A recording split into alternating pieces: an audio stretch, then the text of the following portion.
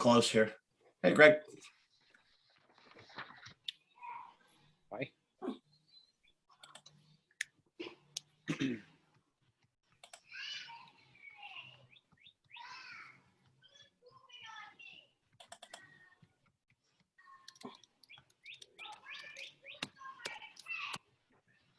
Uh-oh. Hey, Natalie.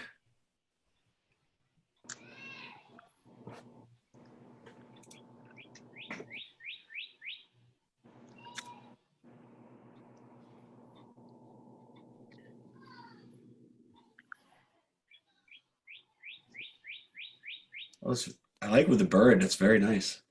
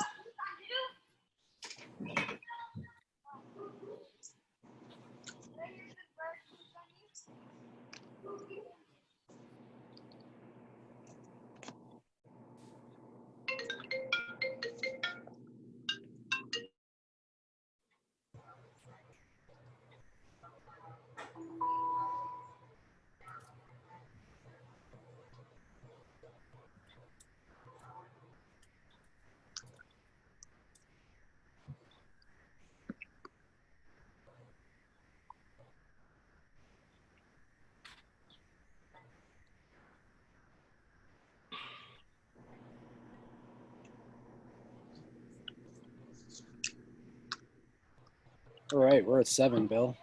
Okay. Are we all set? All right, let's see. We have 1, 2. Somebody's missing.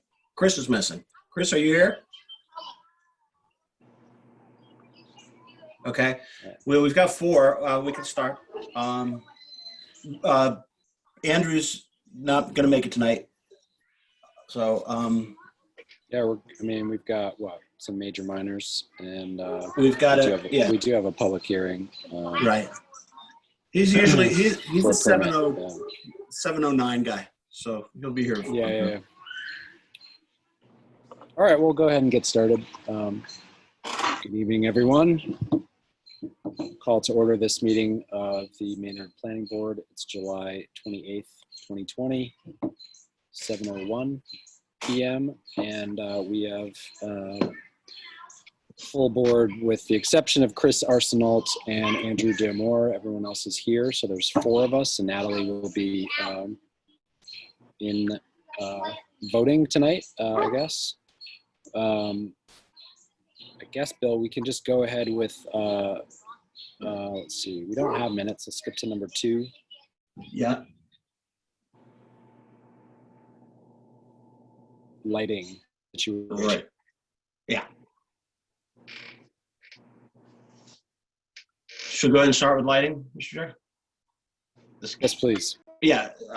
So, board's direction, Wayne, myself, Natalie, and the Capital Group walked the Maynard Crossings project pretty much over the whole site at night, 10 o'clock or so. And we went to the surrounding Field Street area and to the Dentling Road area.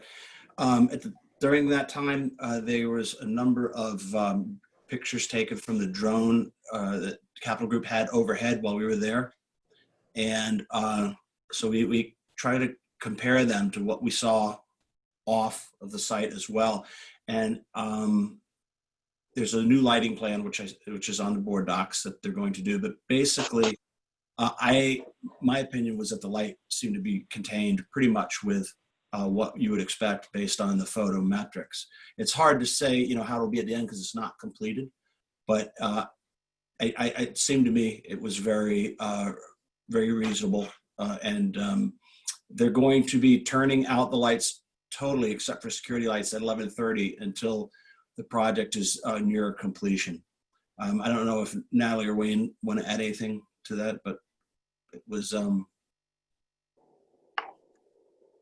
Bill, I agree. The lighting as I saw it, Bill, I think you distributed those photographs to the board, correct? yep. Yeah. Seemed to be very consistent with the photometric plan that was submitted by the applicant, which showed, less than, I think the photometric plan that was approved showed less than approximately half a foot candle of spillover onto the adjacent property lines, over the adjacent property lines rather. And the drone photos, in my opinion, depicted that, as well as the observations that Natalie, Bill, and I had standing in the area adjacent to the property line. It was clear that right at the property line, the light drastically and sharply cut off, and it did not seem to spill over. Yeah, I'll just echo that. Walking around the site, the plans seem to make sense. The lights seem to be appropriate. And then I did drive down both the entire length of Detling and Vose Hill Road and then Field Street. And to my eye, it seemed fine. So. Thank you guys. Appreciate you guys going out there at night.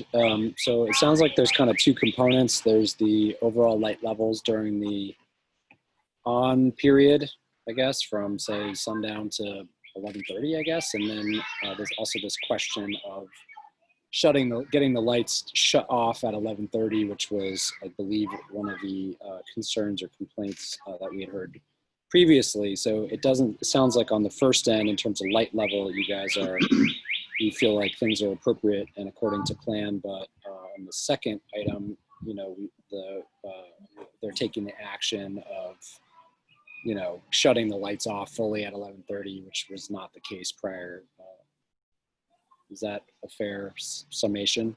Yeah, just to expand on that, Mr. Chairman, I think what the Capital Group told us they were committing to do, regardless of what was stated in the maintenance plan, was that all lights would be shut off at 11:30 except the random security lights. And there is a figure that Bill could probably dig up and we could circulate to the group if that already hasn't been circulated. Yeah, it's on board docs. Okay. So, but there's not a lot of them. But there still are some lights. So I just want the public to understand if they're on the call that, the site is still going to have light at night, but it's really a security level. They are dimmer than the full bright lights. From memory, it's probably a third to a quarter of the lights that will only remain on. And are these pole lights or are these building mounted security lights? The ones that were identified on the plan that was approved were pole lights. So that, we may have to purposes. Correct. And mainly along the Spine Road. We may end up having to have a discussion with the developer if, building lights are ending up being left on, because I don't think that was committed to or agreed upon by this board. Okay. I do think that they did mention something about some of the building lights, not I don't know what they're called, I'm sorry, the softer, lower lights that are sort of on posts. For the random security lights that are on, I think a couple of those they did say that some of those for each building were meant to be on, but not any that will be shining, to illuminate anything at any distance, just like walking lights, same thing. Okay. Any questions or comments from other members of the board? Yeah, Greg, can I get clarification of the commitment to turn down the lights at 11:30 until construction is complete? Is there a definition of that? I only ask because, like, grocery store can have lights on full blast till midnight and then 50% until 1 a.m. So they're giving up that right? And if so, until when? That's actually a very good point, Bill. We didn't get into that level of discussion on building by building. All they committed to, and we certainly could challenge them on this if we notice violations or deviations, but they committed that all the lights on the site all of the site illumination lights, they didn't really specifically say building lights. I guess Natalie and Bill help me remember if I'm speaking out of turn, but all the pole lights would be, the parking lot lights rather, would be shut off with the exception of the security lights. But your point well taken about, what if all buildings don't do that? So we may have to have a separate discussion about that. Oh, I understood it as that they were going to, I mean, once something was occupied and built, it would be bound by the O&M manual. I mean, I thought that's the way I took it. Yeah, and I'm pretty sure Right. that's correct. That's what I took from our discussion as well. And they did talk about how Market Basket, we didn't get into like deep specifics, but that Market Basket will be bound by that, but will be turning on their lights in the wintertime at dawn for, there was some, I don't remember the specifics, but.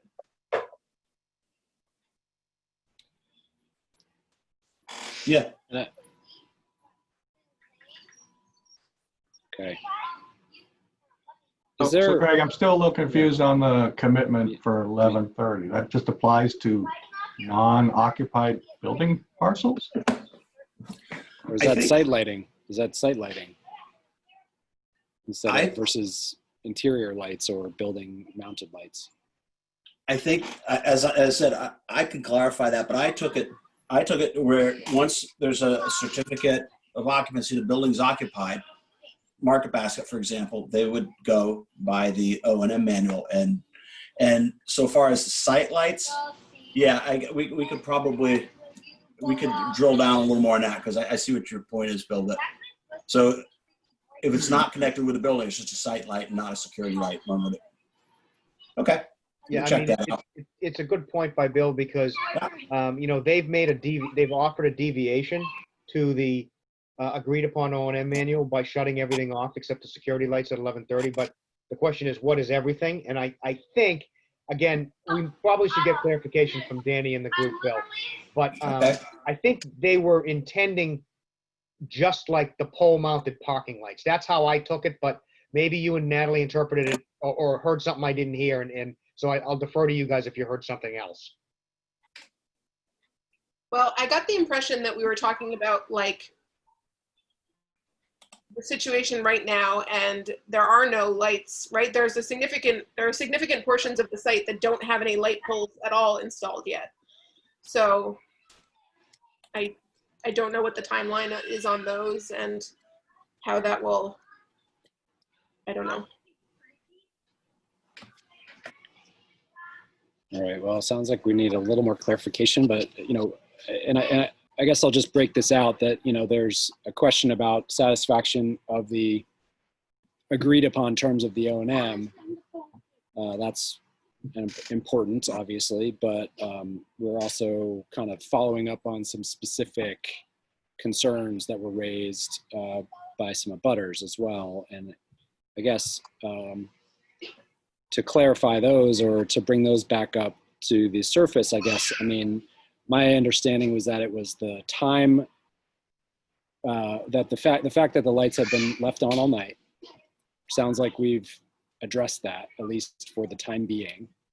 And then you guys confirmed that light levels seem to be consistent with the plan, so that seems good. And then, we can just kind of continue to monitor this situation as the lighting evolves, as they, finalize the equipment, et cetera. And in my view, as long as it's, staying kind of, if it's not, egregiously violating those terms in the not even egregiously, if it's like actually violating those terms in the meantime, then we take action, which we've done. And that we have to kind of nail down some details here over the next few months as this thing evolves. I'm sure we're going to have to be, monitoring it out there periodically. But, walking up and down a debt length, which was probably, I don't know, it was 10 o'clock or whatever. You could see the security lights, but that's not what I took to be the issue. The issue was there's a difference between looking out the distance and seeing that and having something, a spotlighty thing. And I certainly didn't see any of that. No, I'll second that. I drove up and down both Detling and Field, and of course, it's an industrial campus. You can see the lights, but none of them seemed, in my opinion, I don't live there, so maybe this is unfair to say, but none of them seemed egregious at all. They seemed very reasonable for what they were. And Mr. Chairman, if it's okay, I would like Bill to just ask Danny for clarification on the pole lights versus the building lights while it's fresh in our memory, just to at least understand their intent so that we have something going forward. I'll take care of it. That'd be great. I'm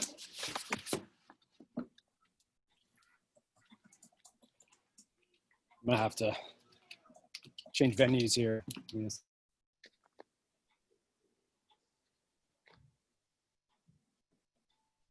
Are there any members of the public that would care to comment on this at this time?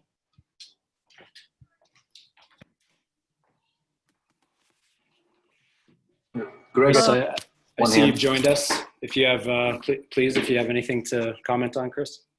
oh, apologies for being late. It was a technical difficulty, but I do see one hand raised. I think Leslie is raising. Oh, thank you. I'm Yeah. sorry. I gotta look at the hand raisings. Leslie, Yeah. please go ahead.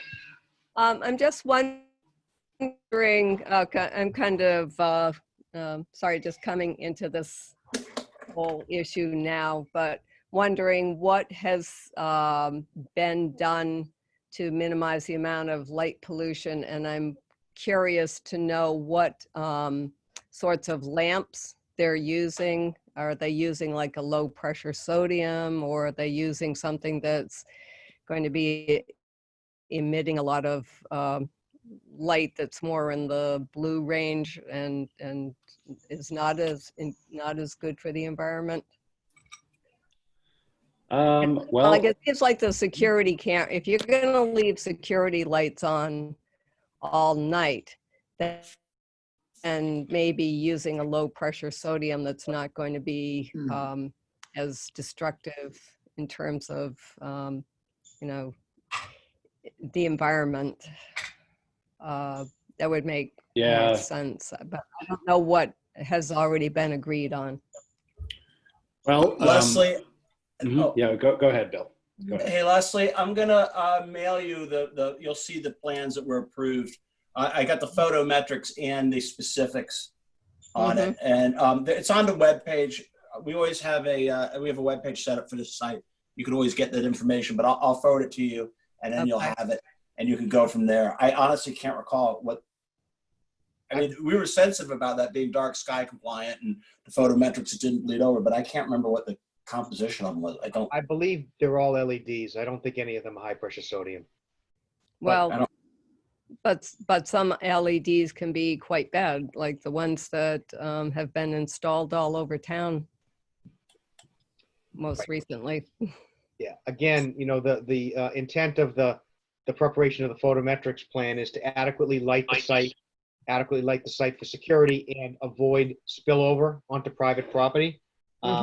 From what we saw, spillover seems to be being avoided based on the illumination photographs and the physical views that we had at this point. Okay.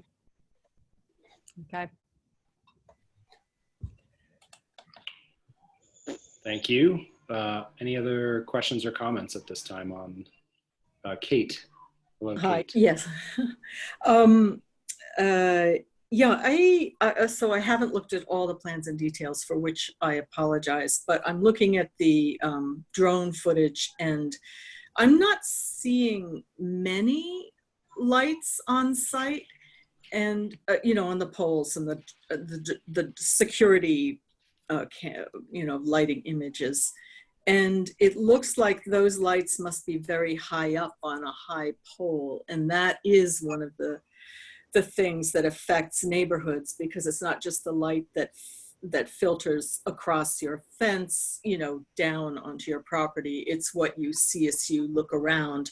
And the higher the lights are on the pole, the more impact they make on the surrounding neighborhoods, including the facility that they're building on the campus itself, the residences. So is that, do you know how high? I mean, are they street light heights? Are they higher? Are they lower? Those lights that were, Most of those that you're seeing are parking lot level lights, so they're probably yeah, 20 footers, right, I'm guessing. right, right.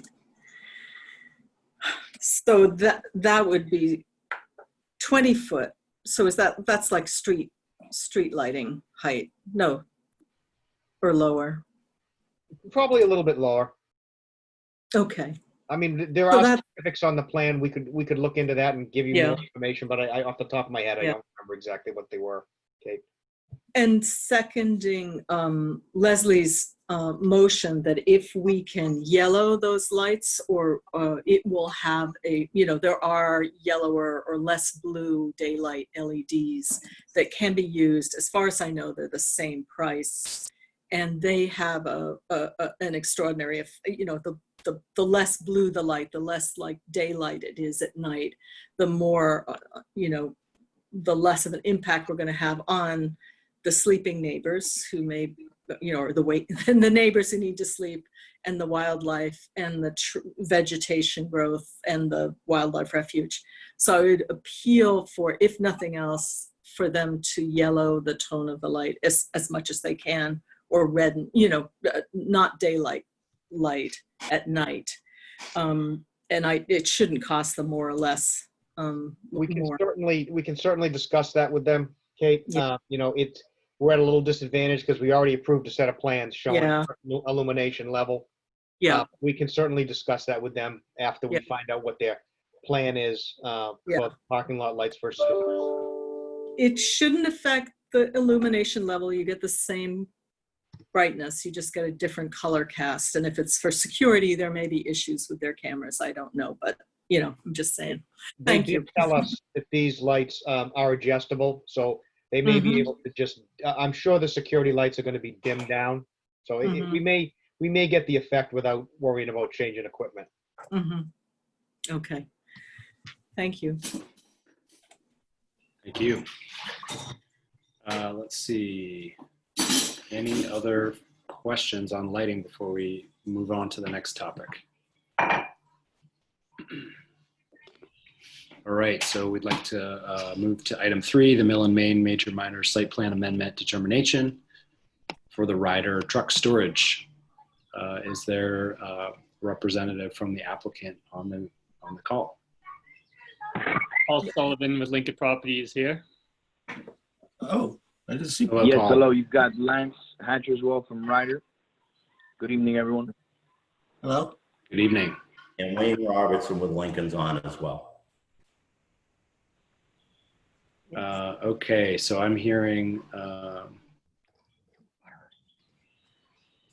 Oh, sure. Wayne. Right.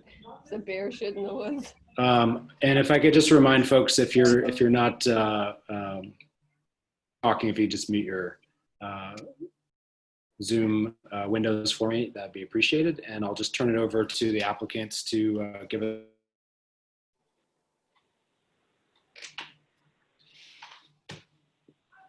Sure. I'm going to take the lead. Wayne Robertson here, Lincoln Property Company. Then I'll probably turn it over to Paul Sullivan, who's our on-site property manager, and then Lance Rodriguez Hatcher, who is with Ryder and is our prospective licensee for the site. Thank you, board, and thank you, Bill, for your time considering this hopefully minor modification to our site plan there. What our overview is, it's temporary truck storage on a portion of the what we call the lower Sudbury lot there until the buildings meet a higher occupancy, and we need that for normal tenant parking.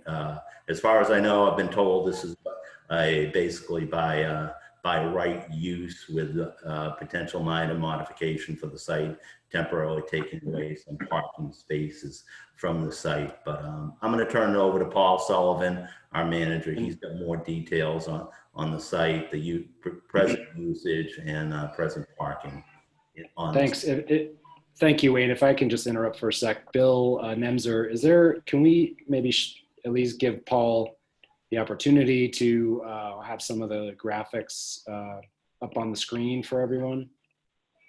Are you able to share? I know we don't have Mike Utley anymore, so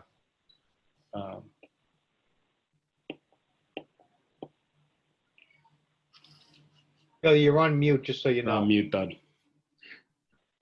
This is Megan. I can try to do it. Just Okay. give me a minute, and I'll try to screen share it.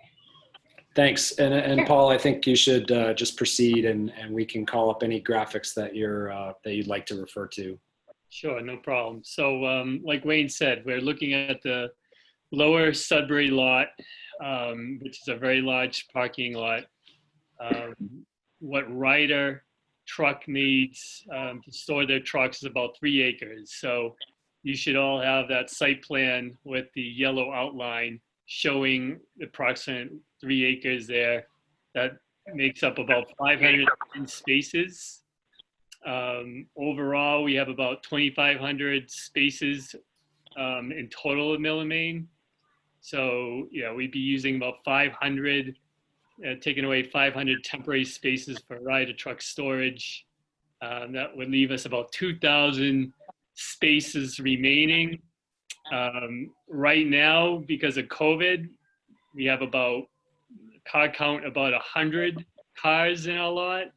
And prior to COVID, we were probably around 750 to 800 a day for cars. So we have, even with Ryder taking temporary, removing these spaces for Ryder's storage truck, we'll have we'll have like about, 1,200 space remaining if people come back fully from, after the COVID-19 pandemic. So we'll have plenty of parking, even if everybody's back and Ryder is using that area for storage. We'll have plenty of parking for, hopefully, releasing and leasing, our leasing efforts. If new companies move in, we'll have the parking available for them. And we hope to have a restaurant leasing what was Battle Road Brewery. So we'll have plenty of parking even still, to allow that.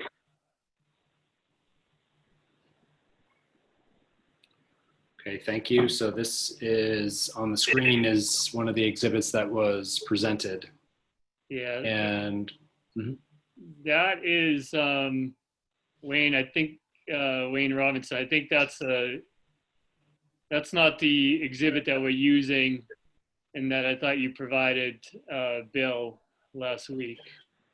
So Paul, I think that's actually a little bit more than the present plan is. That's probably 5 acre site there, and I may have got confused. We were talking either a 5 acre or 3 acre. Right now, it's just a 3 acre, so it would move a little bit further. That red area would move a little bit further away from the building itself. So it would, it would be condensed probably two rows away from that area. We can get you the actual site plan that would go.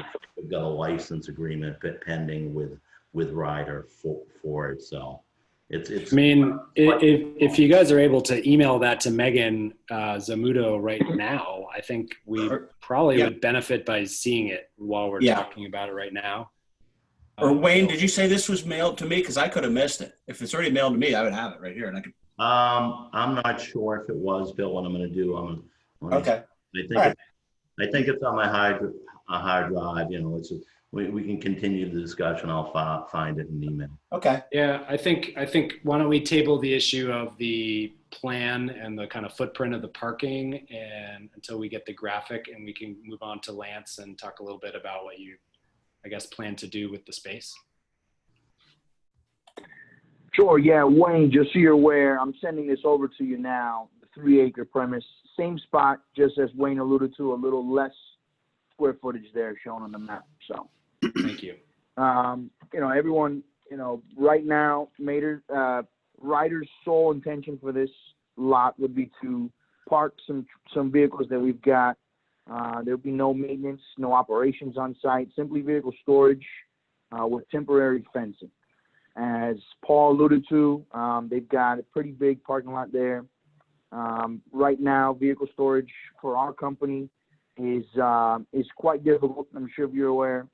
Commercial vehicles are not easy to find a lot of parking on. So, we decided that this was a big open lot.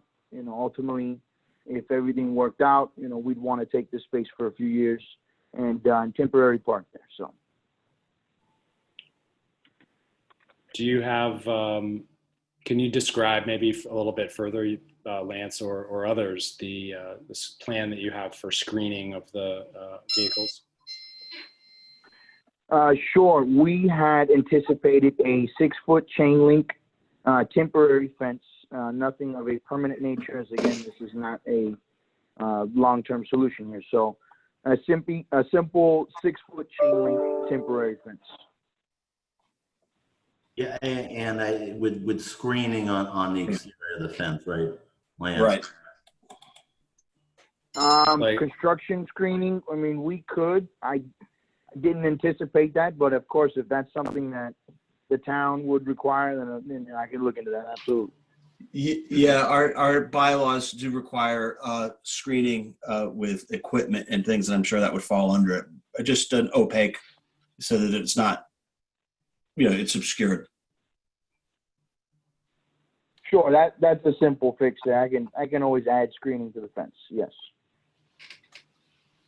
Megan and Bill, I just sent you that site plan. Oh, good. Thank you. Could you tell us a little bit about how vehicles will arrive and leave the site, what times of day, how many people are going to be involved in that operation, kind of the frequency of that operation? Sure. Yeah, absolutely. Just so everyone's aware, we've got locations all around the Northeast. Currently, I've got a location in Springfield, a location in Salisbury, Massachusetts, and in Warwick, Rhode Island. And, in the movement of trucks and vehicles throughout that market, it just so happened that this property in Maynard, as you're aware, geographically kind of makes sense. It's in between all of them. So I've got a few vehicle sales managers that are at each location that would be transporting vehicles to this yard as far as overflow, overflow protection for all those properties. Ideally, there's 1 or 2 people that would go on site, park trucks. They'd come in off the backside here. There's a means of ingress and egress there at the top west corner of that picture. Again, ideally this is fenced off for us, and it's a very simple drop the units. Business hours, of course, this is not going to be an overnight operation dropping units. So this would be from dawn till dusk kind of process.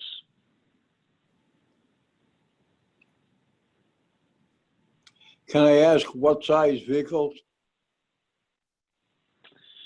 Yeah, I mean, we've got a full fleet of commercial vehicles, anything from tractors, box trucks, different sizes of box trucks. Ideally, I'm not going to really waste this space for trailers and different size trailers. I may bring a few if I need to, but ultimately the idea would be tractors and commercial box trucks of various sizes.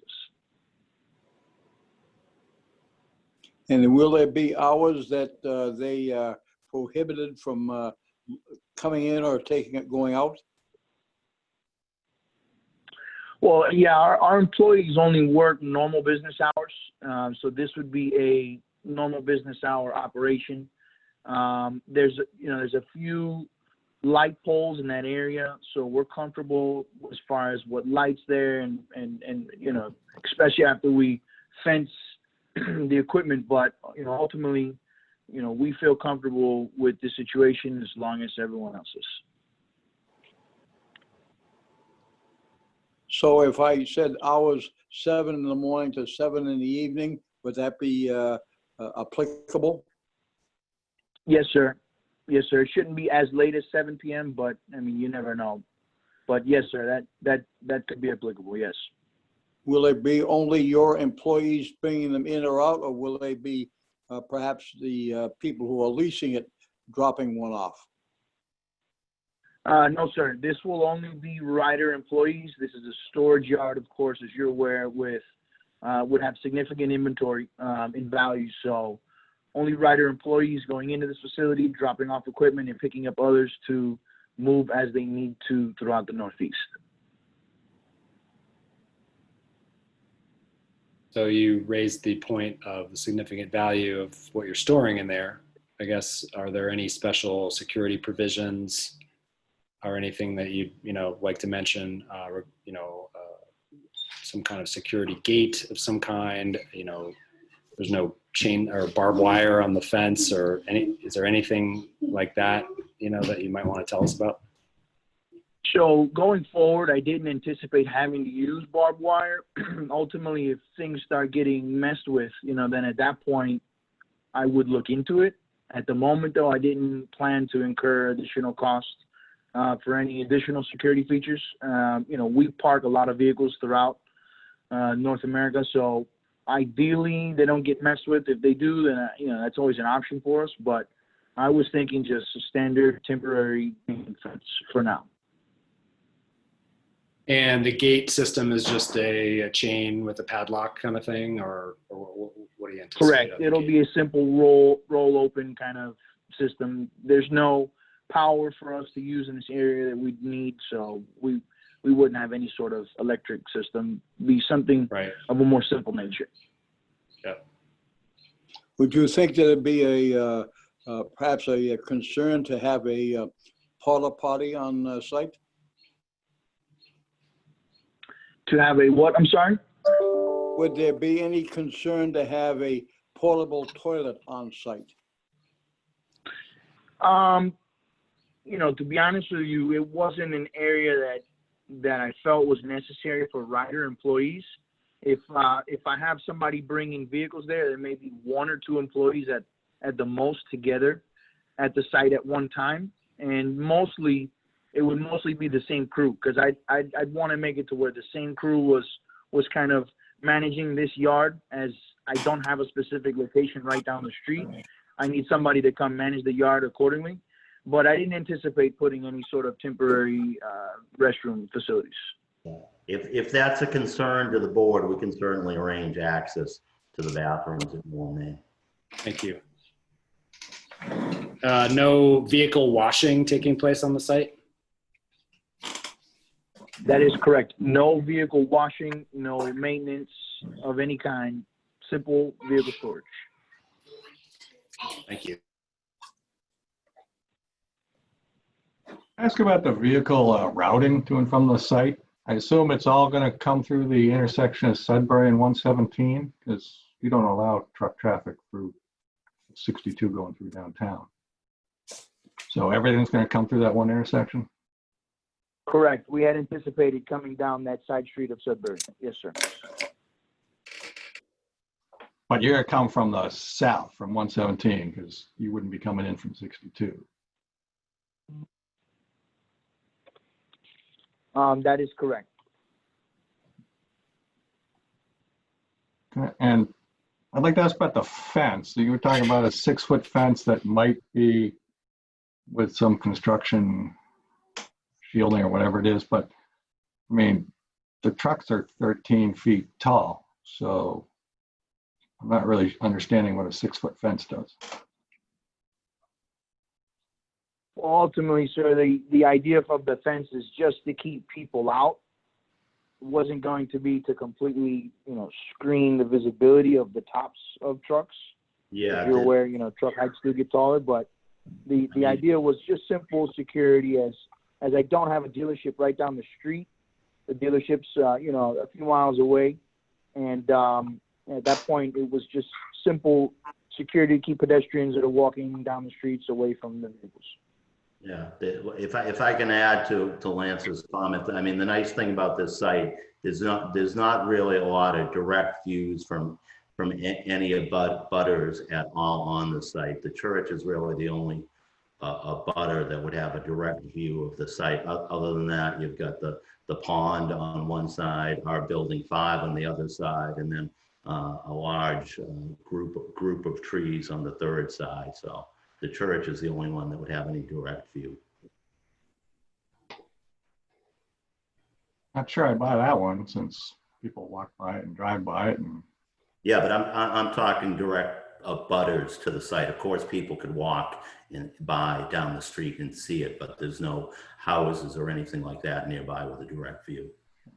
yeah, I'm just wondering about 6-foot tall fences and 13-foot tall trucks.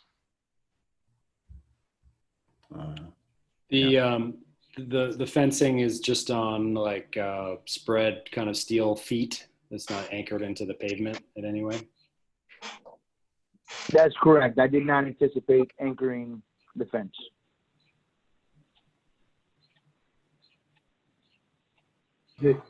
Greg and Bill Nemser, can I just have some clarification on what we're ruling on? I read the report, and it said that there is a by right for vehicle storage, but that we are reviewing this minor or major modification because of site plan review. Perhaps Bill, can you just elaborate on the boundaries here, the boundaries of our lane to stay in, just for the review process? The purpose of this review is to decide if it is a minor or major modification. And the only aspect that the board is charged with dealing is how the loss of parking will relate to the approved site plan. The other thing is to ensure that you're reviewing the use, that the use is what is it says it is. And in this case, vehicular storage is a by right use. So it's not really anything except a determination of whether it ensures consistency with the site plan and the number of parking that's called for in the site plan.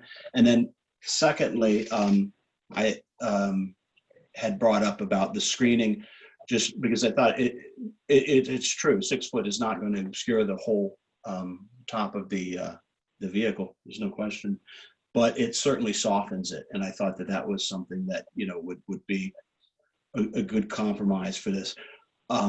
And I had one other question. Is this going to be this is an annual lease, correct? It would be year to year. Correct. So if there was any sort of issue or disturbance that was noted or something, the board I would think would want to condition this to the, every year, maybe they make an appearance just when they do the, like this, when they do the lease renewal, if they do. And that gives us a little handle on it as well too. And keeps it during the pandemic, kind of keeps things moving though. But so does that answer your question, Chris? For the most part, yeah, perhaps just a little more clarification. Since there was an initial site plan review and approval, this is, I get that there's a change to the site plan, and we're here in a task with looking at that reduced parking as one particular item. But with plan reviews, we typically also consider traffic, logistics, safety, other items. And I just wanted to know if that's also part of our purview here to consider, since this is a site plan modification. No, it's not. No, it wouldn't be. And it's not a site plan modification. It's considered a minor modification. So you're not going to, it would be an administrative action. This was because of the size of the site and because of the age of it and everything, we basically have been doing it in phases. If you recall, you weren't on the board, Chris, but we did phase 1A and 1B a few years ago, and it was primarily the new buildings on Main Street, and we did some of the lighting there and some of the wayfinding. So a lot of it, because there was no records of it when we started doing some of these modifications, so a lot of it we had to kind of, piece stuff together. But in terms of this is just strictly, it's a by right use. The only reason they're here, to be honest, is because of it was the building commissioner felt that it would be good to just have the board know. And I should also point out that the original proposal considered using the Upper Sudbury lot, which is, it's more residential there, and it's also cut in half kind of for zoning. Part of it's residential, part of it is HCI. So that's basically what we have. But no, if the board decided that this was not a minor modification, then it would go to a public hearing and a site plan amendment and so on. And that would be how that would go. Part of my concern is that if we rule minor modification, it could potentially imply that these other considerations, traffic, logistics, safety, particularly safety, was implied to be approved by the board. And I don't necessarily have exactly specific safety concerns, but I also think it's valuable at all times to have safety reviews when it's appropriate. And to me, something like this that blocks line of sight seems like it could definitely require some safety review, if not through the board mechanism, through other entities throughout Maynard. And I don't know exactly the best way to proceed on that, Bill.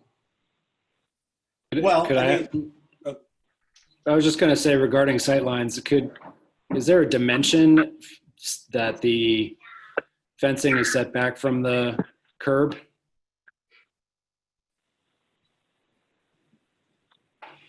Our idea, of course, was to maximize our space there. So, you know, the closer we can to the curb, the better for us. Ideally, these are long vehicles, some of the box trucks. But we did not have that for you at the moment. I'm sorry, Megan. Do you still have access to that plan? Is that still up on the screen, or did I just lose No, that? I'll pull it right back up.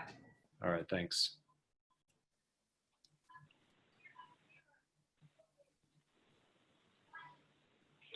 And again, just to reiterate to everybody on the board that this is a temporary solution. You know, I'm not putting any sort of permanent fencing in for any permanent long-term deal here.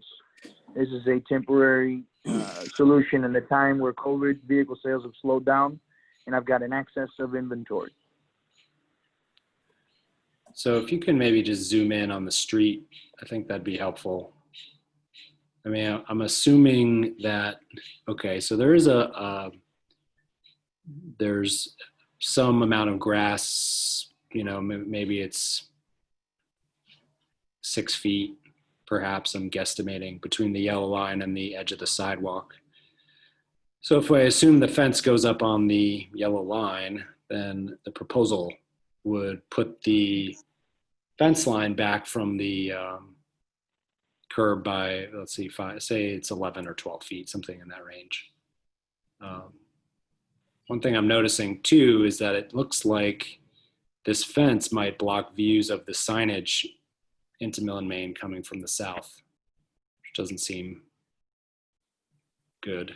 I assume you guys are, once you put up your perimeter, whatever that shape ends up being, you're not paying attention to the striping, you're coming up with your own plan to use the space, and you're moving things around, and you have your own like parking stalls and alleys and so forth inside. That's correct. Yeah, absolutely. Depending on what inventory is brought there through what times, ideally they'll have their own grid in mind. I did not plan on restriping this parking lot at all. Again, this was not a long-term solution. Sure. And can you pan down, Megan? It's looking like maybe someone can, I think maybe I see the solution. On the south part in the center of the site, it looks like you still have that there's an access aisle along the south that allows vehicles to access the slope from there. Yeah, along that, exactly. So that's intended to maintain access through there.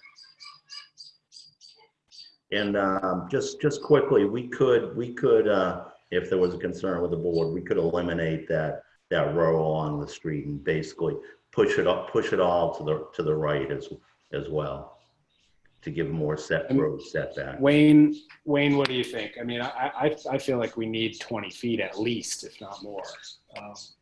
I mean, I agree with you, Mr. Chairman. I think that having the fence that close to the street is potentially may may provide issues with the signage, but also could have sight distance issues for vehicles entering and exiting either of these driveways. I think that ideally, I'd be more comfortable if this fence was somewhere in the first aisle of cars, even if, if you're looking for certain acreage, and then, you go one aisle, which direction are we facing here? One aisle east and cut an aisle off the west side or something like that, just away Yeah, from. just shift the whole thing to the east by Correct. some dimension. Yeah, that's easily doable for us. We've got plenty of parking there, and the only concern was the potential building 5 and brew pub parking. But no, we've got enough that we can definitely shift that. Does that make sense to the project team? I mean, I think you understand our concern about sight distance. We just don't want that fence blocking people entering and exiting or traveling on Sudbury Street. And I think these are fine ideas. I am concerned, though, that us, and I don't mean this in a derogatory way, but us spitballing some safety ideas is maybe not thorough enough for this. And I don't necessarily, Good point. I agree with this, Wayne. It's just, for safety, I just want a thorough review before the board can, for me to consider this to be a minor modification, I would need to see something that allows me to hang my hat on that we've thought through thoroughly about safety concerns here. Sure, understood. And again, everything you said, I agree with 100%. It's just I don't want to short sight safety. No, I totally agree. The other issue that I'm going to raise up now is the issue of the gate, where the gate is, and would that cause, if you're arriving with a truck, 2 trucks, and they're however long, 45 feet, and you've got to pull in, and where's the gate? You got to get out, unlock the gate, or is that going to stack up and block that access, block Sudbury, street, any of that? I think that is kind of some fundamental sort of site planning or space planning here that I think is important for us to know. And I'll just give another example. If the east side of this fence line on on the outside of the fence line, on the east portion of this area, that's screened. I'm not talking about inside of the truck depot area, but outside, on the east side. There's no sight line for police officers at that point. And I don't know how the police department operates with main properties, whether they provide some oversight, provide some observations. I just know it's going to change what you can see from the roadway, and there will be blind spots here now. Chris, I don't disagree with that, but I have to go back. I don't take any quarrel with the idea of the safety and the sight line, and I think that's absolutely right. But if it wasn't for the fence, these trucks could just park right where they were. Now, we couldn't store them without the screening, but theoretically, you could have lines of Ryder trucks there in the parking lot, and this use just happens to be, we have the issue of the number of spaces. And now if the board doesn't feel that the safety precautions are practical, and I think if they could tell us exactly what would make them comfortable, that's up to the applicant. But I want to keep us in our scope. I don't, and I think that safety is entirely in our scope, but if it becomes too big, then it is not a minor amendment. This is a use that theoretically, like I said, could just result in parking there. That would, be taking up, this is a parking lot in the first place. So I think that's important to remember. And again, it is. I think I can put this a little differently. If let's just a little for hypothetical, if the police department was weighing in tonight and they did a review of this, then that would make me way more comfortable saying there's a minor modification at this point. But I can't say this is a minor modification when the safety.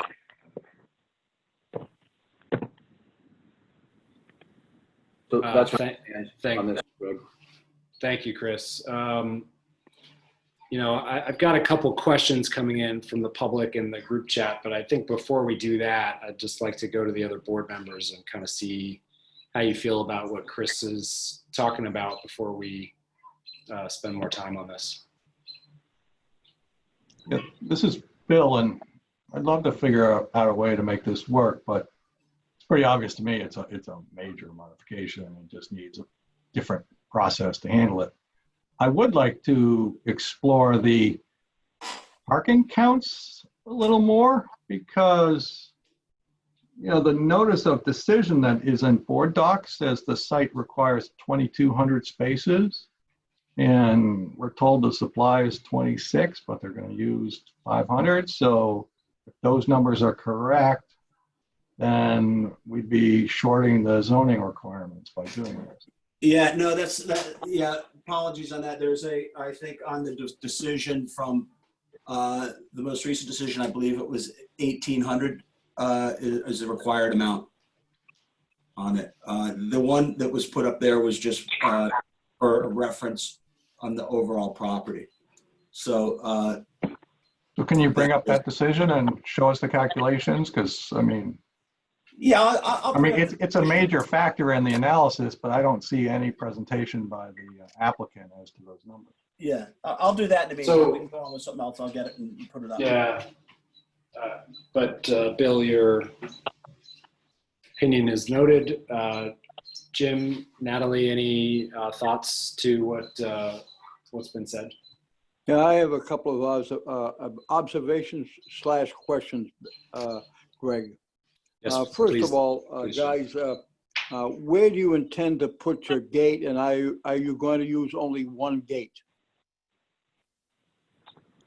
That's correct. I had planned to only use one gate. Right now, of course, I'm flexible on my options where to put the gate. You know, ideally, I was going to have a contractor visit the site here soon and kind of work on an analysis on what makes sense best in order for flow and movement of the vehicles to get in and out. So, Can I make an do not have that observation specific. for you? I have a concern on trucks and trailers entering from just one entrance egress, and that is that if you put the entrance or the gate too close to the street, you're going to have trucks parked halfway in, halfway out of the street, both coming in and going out. If you move the gate down halfway down, that would mean that the truck or trailer could get off the street, not block the street, and sit while he opened the gate. I would also put a gate on the other end of that and all for egress, and put for the Mill and Main people, put a one-way coming in on one side and a one-way going out on the other. That way there, your people that are tenants coming and going can more easily get in and out if a truck is blocking while they're opening and closing a gate. What do you think?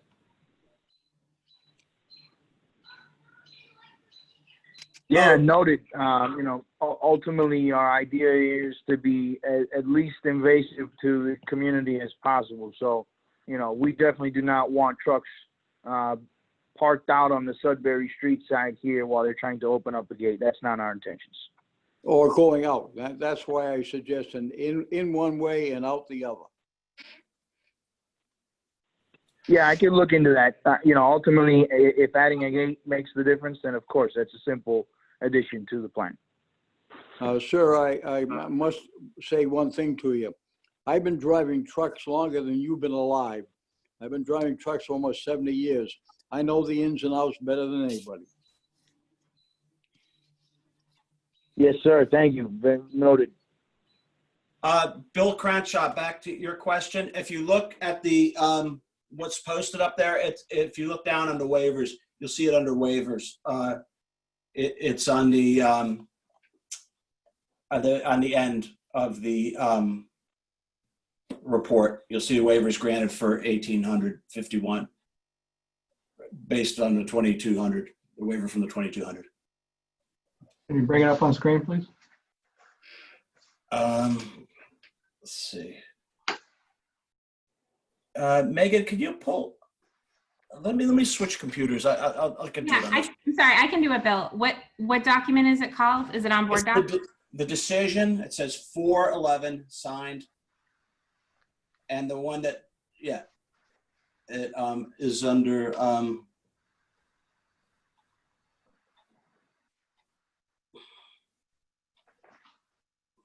Mr. Chairman, can I make a comment? I know you haven't asked for public opinion yet, but I'm just kind of curious for the applicant standpoint.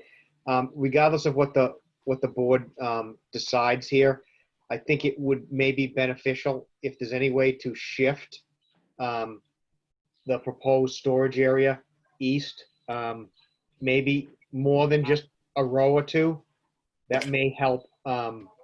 That may help alleviate some of the concerns that are being raised as far as access, egress, site distance, et cetera, just for the team's consideration. Yeah, in general, I agree that on one hand that getting as much feedback to the applicant, whether from the board or from the public, or even better, I guess, you know, public comment supported by the board, I suppose, could be useful. I also, in the interest of time, I'd like to close or, you know, move towards kind of a bit of resolution on what we're looking at tonight, which is major minor. I personally feel like we're pretty close to a consensus on that. I think that's just me, but nevertheless, there are a number of comments, questions, etc., that are showing up in the group chat, as well as things that have been raised verbally that I think should be shared with the applicant should they elect to move this forward. If it's the other board members' pleasure, I'd be glad to go through those comments, or we could simply compile them and provide them to the applicant. Greg? Yes, Jim. Greg, could I make a suggestion? Yes, please. We've had a lot of comments tonight by the board, by Wayne, and so on. Also, you've got people sending in their comments. How about if we continue this for 2 weeks and let the applicants sort this stuff out, come up with the answers, and come back in so we can have a better handle on what we're talking about? Thank you for the suggestion. I guess the question then goes back. I think, Chris, you had kind of spoken to this a bit before, and to Bill as well. If you had more information, could you potentially view this, this type of a change as a minor modification? In other words, is it worth considering this major versus minor determination any farther, or is the kind of general scope of this request kind of inherently major, I guess, so that we can maybe move in to make that determination and move, in that direction instead? That's my position. Essentially, I do not feel I have enough information to rule this a minor modification at this time. I think this will be minor. The information is not in front of me, and I will not vote on something that will imply that the board, the board will not be responsible for safety items that are not fully thought through. Thank you. I'm just gonna comment briefly that Please. parking wise, I think it's fine. Going in the current climate, I get it. Like, it's empty space. If it can be useful, great. But I do think that the concerns that have been brought up are valid. And if there's any way to figure some of them out, It is their right to have vehicle storage if properly screened. I have questions about the screening. I have questions about some of the other things. So, yeah. Thank you. To the applicant, how do you feel about maybe putting this off a couple of weeks, taking some time to review comments and concerns, and coming back with a few more pieces of information to supplement your presentation? Well, you know, ultimately, you know, at this point, this HIC zoning on this property has no overnight restrictions on vehicle parking. And at this point, you know, ultimately, of course, we hear your concerns. Pushing back, of course, changes my operations, but ultimately, I want everybody to be comfortable with the situation. Just to be clear, you know, the safety concern is the fencing, and is that the determination here on what the safety concern is the fencing of the vehicles? The concern is that the appropriate time to be reviewing safety elements. The planning board is not safety professionals. I would like to rely on the city administration, the police department, the fire department, and others to comment about safety, and that the applicant provide some of their thoughts on how to mitigate safety risk. But the board is not the entity to determine what is safe and what is not safe necessarily. And just to follow up on that, or to be clear, or to ask Bill, do we have any comment from police or fire on this proposal at this time? We do not. This is just an administrative item that was brought forward, and we can certainly request that the police and fire weigh in. I do again caution the board. Safety is one thing, but we have to be clear. The scope is creeping here for other issues there, and I think we can, if we understand what the issues are for safety, and we're clear about what we're looking for, we can get that information, and I think that's fair to do. I don't think that, and I'm just going by some of the feedback I'm getting, you know, and reading some comments and stuff. We don't have this is not a hearing where we're opening up and we're adjusting different entities or different features of the site plan or something like that. I think if we understand what the board would like, we can give that to the applicant and give them a legitimate a shot to come back like any other business would, you know, to come back and make their case. I mean, another way I would be comfortable doing this is considering, and procedurally, I don't know, Bill, but I would consider this a minor modification, and not, maybe for other reasons, maybe not necessarily for safety, and condition that police, fire, and town administration, and the building commissioner, whoever else needs to comment and provide feedback so that everything's in line with regs and anything else that's necessary. Yeah, well, yeah, I understand that, and I would point out that this originated with the building commissioner.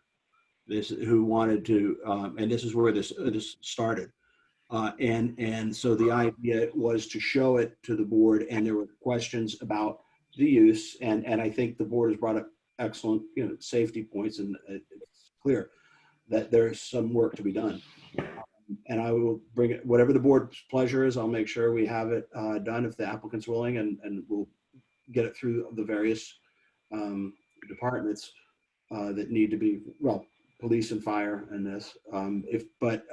Again, I just want to make sure we stay in our scope. So regarding your interpretation of scope, I think we have to go through a major mod hearing process because we don't have the space count. This waiver that you have cited up on screen is a waiver of location of parking, not waiver of number of parking spaces. So it's saying that the required 2,200 parking spaces can include the count on the Walnut Street lot, even though it's not the same parcel. Right, but you're not right, but you're not suggesting, Bill, that the Walnut Street parcel is not part of this. I mean, that's no. I'm saying that the Walnut Street parcel plus the existing parcel is 2,600. Zoning requires 2,200, and they're taking 500. So we need to give them a waiver for 100 fewer than required. And we can't do that without a hearing process. You can with a minor, if you consider it a minor modification. If the board thinks that losing 300 or 400 spaces for the next year is affecting the site plan, and they could do that, then that's their opportunity. I can't say that I would concur that that was a factor that I would bring forward, but whatever the board wants on it. I don't think the parking is any issue at this point. You know, it's, I don't know what else I can say about it. Yeah, just quick. I mean, our hope on this site is we don't want the site and that lot for truck parking. We're putting flexibility in this lease agreement, and hopefully we do lease the entire building, and we need these 500 spaces, and the agreement is going to be cancelable at that point when we need it. We're only parking, I think Paul said, 100 now, 800 before COVID, and we're going to have 2,100 even after this. So it's leaving us plenty of flexibility and time to lease. You know, where it would be more than 2 years before we would actually need this parking. I'm in total agreement about the parking's not needed now for the next X years, but the most recent notice of decision requires a certain number of parking spaces, and we need to modify that notice of decision to allow this. That's all I'm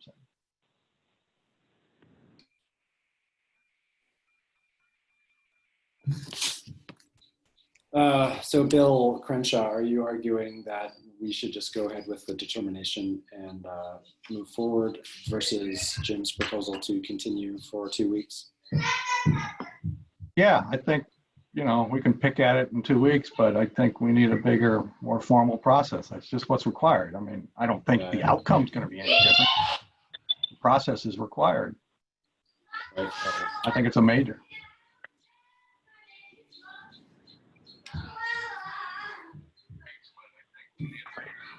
Are there any other opinions on that on the board? It makes sense to me, I suppose. It's, I mean, Bill Nemser, you were saying that there is a way to technically get around that.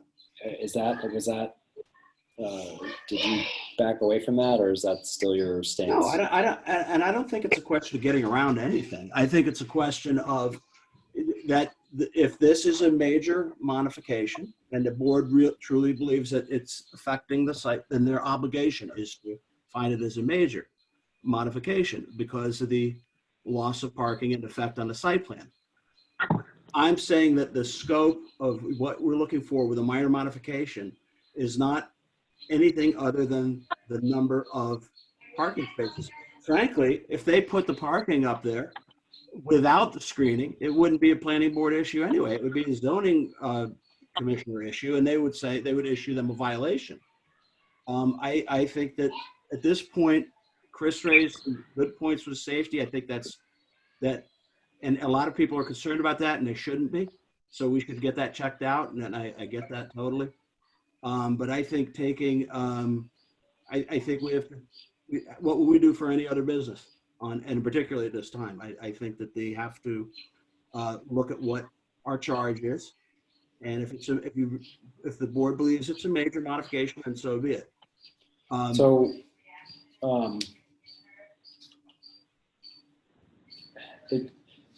This is maybe where I'm getting a little confused. I mean, in terms of their by right ability to park cars there, it's there. It's just that they would then need to be required to screen it. We haven't seen, you know, a screening proposal really, or we've seen discussion of a 6-foot fence and you know, the construction cloth or something like that. But I guess maybe in a way, that's really the crux of it. The screening is really the responsibility of the applicant or the owner developer here. And maybe we should just be focusing on clarifying to them what we mean by screening and what needs to be screened and from what, you know, from what angles, from all, you know, I think it's from all sides, but just to be crystal clear about that. Because that seems to me the only kind of subjective, somewhat subjective component of this, right? I think that if we're talking about a difference of a couple hundred parking spaces, I personally don't consider that major, just because, especially since this is not a forever solution. This is like a temporary, nobody is looking for this is on an annual basis, right? So I think it's a matter of parking spaces are okay. And if our safety concerns can be addressed by making the applicant, consult with police or fire or even the town engineer to talk about sight lines, I don't know. Is that enough? I'd like to ask a question, if I may, to Bill Nemser. Bill, Yeah. if we were to determine this as a major, what would be the earliest date that we could have a public hearing on that? Probably looking at about a minimum of 45 days, maximum 60. So between a month and a half and 2 months. Correct. Okay. Quite honestly, guys, if I were the applicant, I would say sayonara and leave, because there's plenty of spaces in other towns they could do this. We want to try to keep our people like Millen, Maine viable. And the best way to do that is to bend a little bit if we have to, and do things fairly quickly so things can happen. So I would really suggest that if they could come back in 2 weeks, address some of the concerns, and you applicants, all you need to do is to get a copy of the recording that was made today, and to listen to it, pick out the salient points, address them, come back in again, and let's see if we can make this happen. Thanks, Jim. I'm inclined to agree myself. I think that, and I agree with Natalie, I don't think that, to me, the parking numbers are so critical for a temporary solution. So I would support continuance with, where we transmit the, not only the recording here, but also the comments in the chat to the applicants, and give them a chance to respond and consider, what folks are, what their concerns are. And I think, Bill Nemser, I think it's important for you to be in touch with them over the coming weeks, and to kind of, continue to navigate this scope issue, just because there are, there are comments and there have been points, that have been made that perhaps extend the scope of this conversation beyond its appropriate boundaries. So you can continue to kind of guide that. I personally think that's the best way forward to avoid a 60-day delay in arriving at a solution here for this really a temporary measure. I support Greg on that. And with the board, for the clarity of the applicant's clarity, would the board consider a discussion with the police chief and the fire chief sufficient to meet the safety concerns, or is the board have other concerns that would, because I would. No, for me, I just want others to be able to weigh in on it. So if there's a path towards that suffices. I do not want any impression that the board is implying that this is a safe operation, since this has.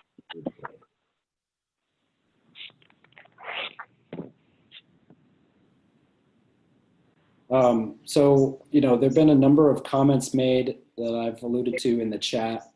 We've captured all this. I'm gonna ask folks, I don't want to, deny folks the opportunity to speak here, but I just will ask that if you've already written your question or comment in the chat, if you could refrain from reiterating unless you think it's absolutely necessary right now. And with that, I'll give anyone who is interested in speaking out or speaking up an opportunity at this time.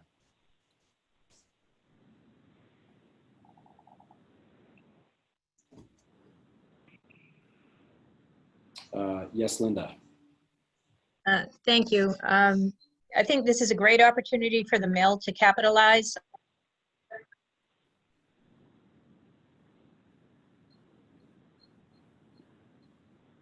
Linda, I think we lost you a little bit there. Oh, all right. It's in the chat. How many trucks will be going in and out each day? Well, once trucks are finally brought on site, it will be minimal as far as movement of vehicles. I couldn't give an exact number. Hopefully they're selling and they're moving them out of there, to be honest with you. But I don't see that being something that's an everyday movement or significant movement in and out at once. There's only going to be a few people at a time going to the site, moving things in and out. So I don't anticipate a mass haul in or a mass haul out, in any sort of daily fashion. Until the vehicles are brought there, would be the only time that we would have that, right? Would be the first opening of that lot and bringing the sufficient amount of vehicles that we have there. But that would be the only time. Thank you. Greg? Yes. Jack McKean. I think Jim's got the right idea that, as I've observed this discussion tonight, there's a set of things which can be worked on in the next couple of weeks. It seems to be the most expeditious and practical way forward. So I support that. Thank you, Jack. I just had one more other question. Is that Please. This is a short-term, solution? Is there like an end date? There's going to be a year-long lease that will be renewed, presumably, if there's still space and still, if the Mill and Main is willing. Is there an end date? Like, could this go on for the next 10 years? I know that the current renter may not want that, but So our pending agreement with Ryder is a year agreement that we have pending with them. Beyond that, it's a mutual 6-month termination notice on both sides. Ryder can terminate with 6 months. Mill and Main can terminate with 6 months, and that would give us plenty of time once, and hopefully we fill up the building there between signing a lease, building out a space to add needed spaces for tenant parking. Great. Yeah, and I'll be honest with everybody here on the board. Ultimately my goal is to sell vehicles. So this is a overflow of vehicles through COVID. Ultimately, if I could walk away after a year and a little bit, then that makes sense for me, as I've sold the vehicles and move them out of my inventory. So that's our goal, is ultimately to sell trucks at our sites. And again, this is just simple overflow storage park.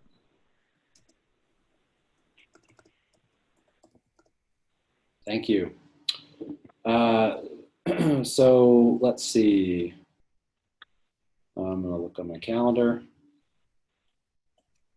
And we have a meeting on the 11th? 11th. Yes, Mr. Chair. August 11th. To the applicant, do you feel that it's exactly 2 weeks from today? Do you feel like that's enough time for you to respond to the comments and questions that you've heard tonight? From a landlord perspective, yeah, I definitely think it's enough. I can get together with the user, Ryder, and questions, and we can obviously get together with the town representatives and get their thoughts on the operation. So yes, I think that's more than sufficient. What I could do, Mr. Chair, is help. I could get with the applicants between OMS. We'll get with the applicants, and we will help them arrange meetings with the chiefs, and we can certainly help. Okay. So I'd like to move that we continue the determination of major minor modification for Mill and Main Ryder truck storage to August 11th. I'll second that. Thank you, Jim. All in favor by voice vote is fine. Aye. Aye. Aye. Yes. Aye. All right, guys. Thank you. We'll talk to you in just 2 weeks. Thank you. Thank you. Thank you, everyone. Thank you. All right, guys. So let's see the next agenda item. Item 4, the 12 Bancroft Coolidge School public hearing. So I will open the public hearing for 12 Bancroft, and maybe Bill Nemser, if you want to give us a warm up here prior to the turning it over to the applicant. Well, this project this initiative has been underway for quite a while. There's been 2 groups of residents that worked on it. The most recent, the Coolidge School Working Group, worked very hard and ended up issuing an RFP with their vision of developing the former Coolidge School as a residential structure. The broad goals of the initiative were to keep the facade and maintain the character of the building for the area. Secondly, to remove it from the town, so town doesn't have to take care of it anymore and give it into private hands. Third was to preserve the sledding hill behind it and ensure that the public had access to the sledding hill and the park that's adjacent to it. And fourth would be for the creation of affordable housing and work towards the town's subsidized housing inventory, which this will do. The Coolidge School group did an excellent job, put out the RFP. Civico was the responding, the winning respondent. I believe that they have the package that I have uploaded on board docs if anybody's interested. To date, they have been to the Zoning Board of Appeals for a waiver and a variance. There's one variance that's been procured. There's another one that has to be, is going to be, I guess, contingent upon how this board acts and what their final decision is. The principles here I see we have a lot of them, but Taylor Bearden is on one of them here somewhere. There he is. He has a PowerPoint that I think would be a good place to start. And from he's representing Civico, and Jeff DeBella is from Civico. For the Coolidge School Working Group, I can't see everybody we have on here, but I think we have a number of members on here. I can't really pull everybody up here. So with that, I think probably the best place to start would be Taylor, if you want to give a little introduction. Happy to do that. I'm going to share my screen. Hang tight.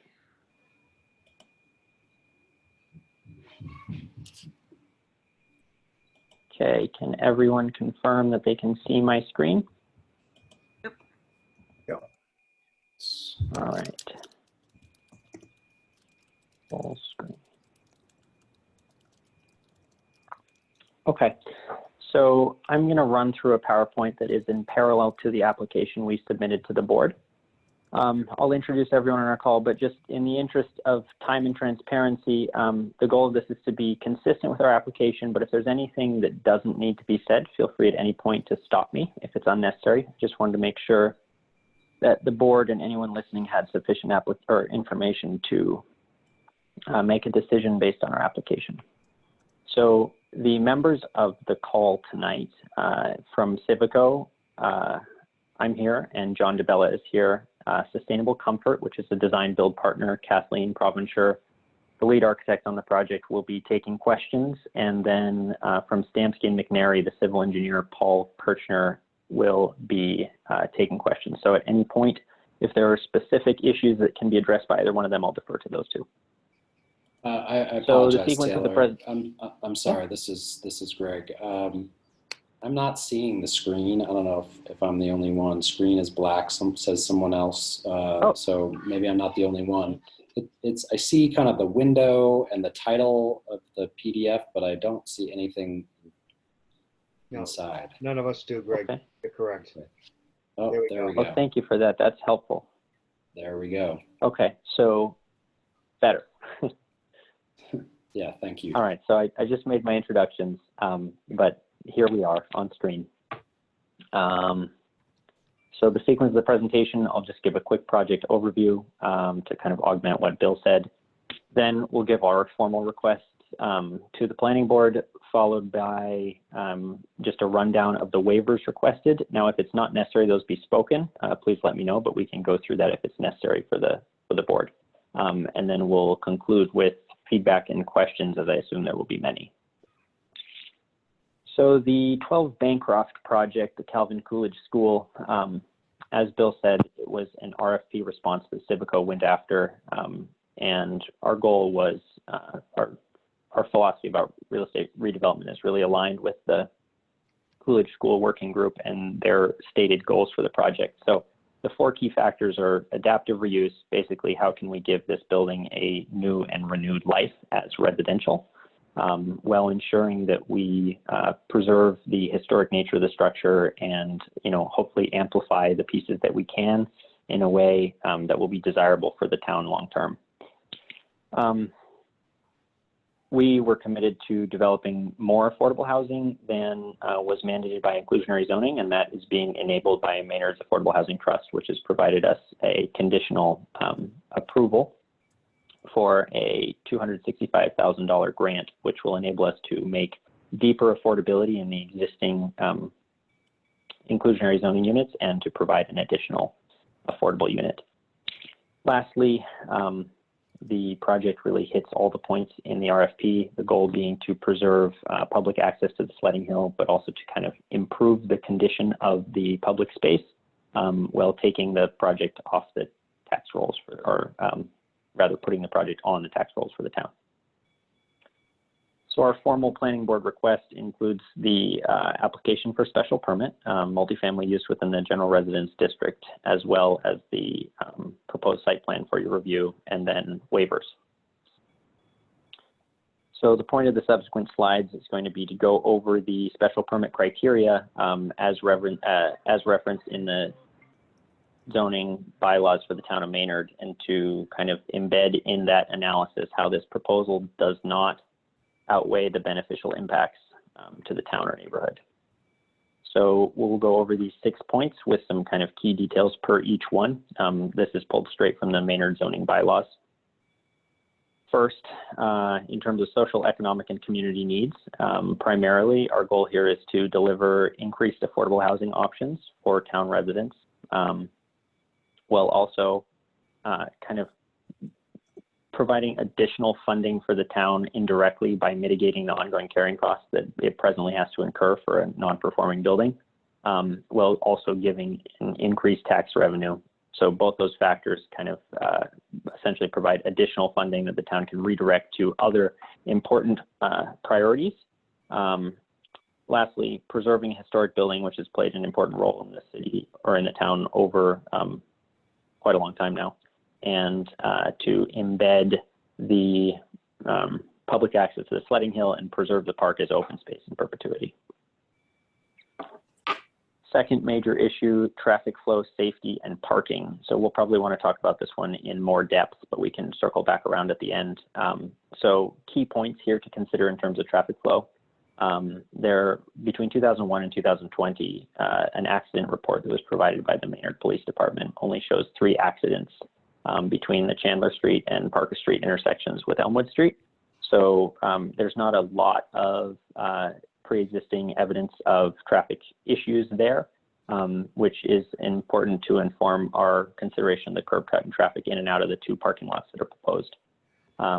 Additionally, we will be improving the sidewalk on Bancroft Street, and that will include curbing, which is important to delineate the pedestrian and the vehicular access, because presently those are at the same plane while also providing additional lighting around the entire site. Lastly, just in terms of general kind of safety and neighborhood conditions, activating this property essentially creates what are referred to as more eyes on the street. So people that are invested in their neighborhood and keeping an eye out on their neighbors. Historically, obviously, for the last little while, this building has been vacant and it suffered a little bit of graffiti and other decay that is generally not good for the safety of a neighborhood. Oh, hold on. Regarding parking specifically, and this is the point that we'll want to discuss later, we're offering 17 spaces for residents and then 8 for public use in 2 distinct parking areas. And this was a requirement of the RFP. Now, we estimate between 16 and 24 residents, and this is based on 2018 American Community Survey data about occupancy. And we also don't expect all of them to have cars. So the proximity of this site to downtown Maynard and other amenities means that not everyone will have to have a vehicle in order to access kind of key important things for, residential living. The reason that we are not proposing additional parking than what is proposed now is because there's really only 2 scenarios that would give us additional parking, both of which have greater adverse effects per the special permit criteria. We can discuss that later, but the 2 scenarios are A, adjusting the lot lines so that what is proposed as the public parking lot would have been included in our project, and that would be inconsistent with the RFP criteria. Second, add parking to the north side of the building, which decreases the residential character. So item number 3, utilities and public services. So the proposed use will likely actually have a lower impact to utilities and public services than some of the historic uses. And we're also going to make a concerted effort to minimize the impacts to the extent possible by using low flow fixtures and high efficiency heating and cooling. So the part of the reason that we have engaged Sustainable Comfort on this project as our design build partner is that they are also a green building consulting firm. So they embed aspects of sustainability in every aspect of their process from the design through construction. And that's important to us for a number of reasons. Number one, because that's in alignment with our philosophy of the company, but also because in this particular case, we have the ability to try to mitigate some of our burden on town infrastructure. Item number 4, neighborhood character. This is a primarily residential neighborhood that is focused kind of nicely around this park, and this building has been a feature of the neighborhood. It's an existing structure, and so the benefit of granting the special permit is essentially that we are able to afford to preserve and kind of amplify those historic features that have become sort of important to the neighborhood landscape. But also to kind of make some deliberate decisions in our design and planning that preserve that residential character of the neighborhood to the extent possible by concentrating parking on the south side only, where there is already an existing parking lot. And then lastly, the park is a critical part of the neighborhood, and part of our proposal is the provision of $100,000 worth of value to the public park, as has been kind of directed to us by the Coolidge School Working Group. Item number 5, impacts to the natural environment. So many of these features that we're working with are meant to kind of address multiple of these criteria. Same concept regarding the preservation of the north side as green space is to limit the impervious surfaces by not adding parking to that north side of the property. Maintaining all existing trees, which was a directive that I believe someone on this board had mentioned to us was extremely important, or replacing with like kind in the event that an arborist indicated that they were sick or dying or likely to be a liability. Lastly, so part of our commitment to the town in our RFP response was to provide ongoing maintenance of the public parking area landscaping and plowing. But also to maintain, obviously, the land that would be allocated as part of the sale to the 12 Bancroft parcel.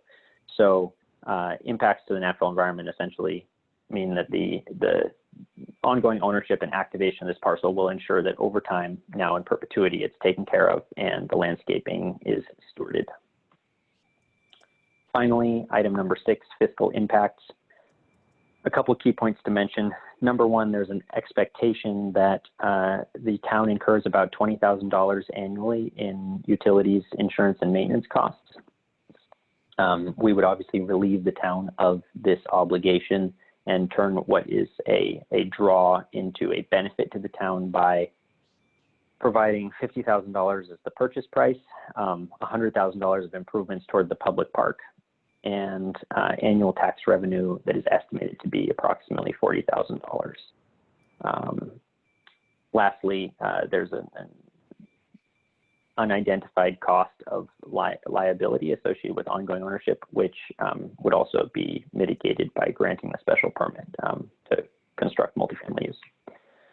So per the Mass General Law, Chapter 40A, Section 9, I have to confirm in this public meeting that the type of proposed use is multifamily within the general residence district. And lastly, to explain why our proposal is harmonious with the general purpose and intent of the district, which I covered, but in summary, basically granting the special permit for multifamily use, although it may add additional neighborhood density, it also ensures that we preserve open space and prevents additional density in the future. And every one of our proposals is an attempt to be sensitive to the residential character of the district, even though we are requesting a multifamily special permit. Lastly, the proposed use relates to the intent of the bylaws by essentially addressing every one of the points I just brought up. So we now have a list of waivers for the site plan review. Is it my understanding is that these have to be stated in the public meeting? Is that correct, Mr. Chair? It couldn't hurt. I would go ahead, but just, you can tick through them pretty quickly. We're going to talk about some of them in more detail, I'm sure. Just also, if anybody wants to see them, Okay. they're on board docs as well.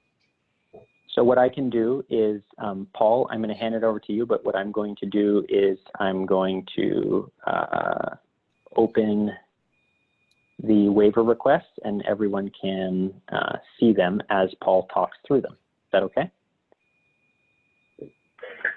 Works for me.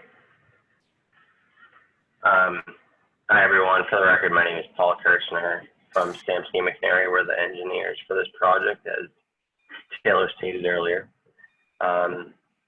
So the reason that I'm discussing these waivers is that they're really site design waivers. I don't want to say issues, I almost did, but they're needed in order to achieve our project purpose. So I'll start off, I'll just go through the list here. Section C.5 in the planning board rules and regulations. This one's pretty standard. I believe I have requested this on every project I have worked on in Maynard that required site plan review, but it's waiver to the requirement that all existing drainage within 500 feet of the property is shown on the plan. And the reason that I think this is a requirement of the board is that naturally off-site runoff will run onto the site. So you want to make sure that you have, in some cases, a really certain understanding of exactly what is draining onto your property.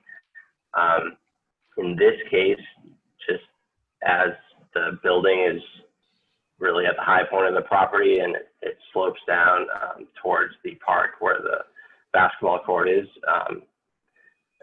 down the sloping hill essentially, and as the front of the building is higher than the roadway, there is really no off-site runoff that is running onto this property. So showing that 500-foot radius around the property, it just doesn't appear necessary for this case. It's excessive. We're not worried about the off-site runoff, so it's excessive to even show it on the plan. The next waiver is related to traffic impacts.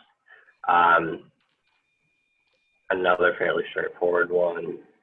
The 12 residential units would not be expected to generate traffic that is comparable to the historic use of the building, especially since you don't have the start of the school day as everyone shows up at the same time. Sort of obviously during peak hours, there's always some sort of there are extra cars on the road, but in this case, 12 dwelling units compared to a school, it doesn't appear to be so significant. Parking space requirements, I'm sure we'll go deeper into this one as we go along here, but 24 are required for 12 dwelling units, that's 2 per unit. We are proposing 17 parking spaces in the private lot. We also have 8 spaces in the public lot, but I think we can dive into that a little bit later. The reason that we can only fit 17 spaces is that it's just that we can only fit 17 spaces. The way that the lot is laid out, there really just isn't a lot of room. Once you get past the existing parking area, the grade really drops off significantly. And that's just part of it, but we're keeping the parking area in the vicinity of the existing parking area, so we run into that same issue. On top of that, just the way the lot lines are laid out, we are really pushing our parking spaces to the max, at least in this location. As Taylor stated before, an alternative would be to rearrange lot lines or put some parking on the other side of the existing building, but Taylor spoke on that, but that really isn't desirable for the reasons he had mentioned prior. So the remainder of these waivers are, or I believe the remainder of these waivers are all similar. They go off of that. So the first one here is all related to setbacks of parking spaces to property lines. The regs require, the zoning requires 20 feet to the front property lines and 10 feet to any other property line. In order to maximize the number of spaces we can provide, we are proposing 11 feet to the front lot lines and 1 foot to the closest side lot line. And that side lot line that we're referencing is actually the interior line between the broken off parcel that the building will be on and then the parcel that the public park sits on. So when we take a little bit closer look at the site plan, you'll see our space constraints more clearly. But in order to maximize the number of spaces we can provide, we've requested that waiver to the proximity to lot lines. Next one is, again, due to space constraints, the regs require access drives to be 24 feet wide. The private parking area does have an access drive that is proposed at 24 feet wide. However, the public parking area's access drive is only proposed at 20 feet wide. And we really just, it would be extremely difficult to make it fit if not for this. We would like to have a walkway along that public parking lot so that you can park your car and then get off the lot and walk safely over to the park. And that walkway takes up 4 feet. So that's how we get from 24 feet to 20 feet. The other thing to consider for that public lot is that we only have 1 row of parking. It's only on one side of the parking lot, so that 20 feet is adequate for cars to turn in and out of those spaces. So you're not going to see 2 cars backing into each other is essentially the point I'm trying to make here. The next waiver requested is similar to the one I mentioned earlier with proximity to lot lines. the zoning requires a 5-foot strip of landscaping from all property lines. We aren't proposing a setback just due to the space constraints, and that again is the interior lot line that is being created between the new lot that will have the building on it and then the other lot which will contain the public park. And the last waiver we're requesting is this one. I was a little unsure of, if I have to be completely honest. It's related to the amount of landscaping within the parking lot and how you break up parking cells so that it's not just this expanse of pavement. It does have this exception in there that says, except for parking lots with 2 bays or less of single rows, no interior landscaping shall be required. I feel that this parking lot that you'll see in a moment falls under this criteria, but in VHB's review letter, they said that if we were going to maintain that same layout, we should request a waiver. So we have, but again, that's just, there's limited space available. 5 feet is a lot with the amount of space we're working with here. So in order to make this fit and maximize the number of spaces we can provide, we have requested the waiver. Thanks, Paul. So from this point forward, we can move into a review of the site plan, but I'd like some guidance first from the chair as to what he would like to do next. Sure. Thank you all for this very organized presentation. I think given that it's 10 minutes of 9, I think we know we will be continuing this, but I want to make sure that we cover a few things before that happens. I want to give board members an opportunity to provide some feedback, some comments from the public, but also if Taylor, if you and your team, maybe, I mean, it's, you know, I'll put it this way. It seems like you've got everything pretty well nailed down, meaning in terms of, you know, there's nothing, maybe I don't want to speak too soon, but you know, if we had more time, we could go through fully, but I guess, are there any specific things that you need feedback on, you know, in advance of, you know, the next, your preparations essentially for the, you know, the continuation of this? I suppose hearing comments or concerns from the board would probably be one of them, but certainly if there's anything yes, that you feel you want to get to before we break, you should do so. Okay, so I'm going to slide down to an exhibit related to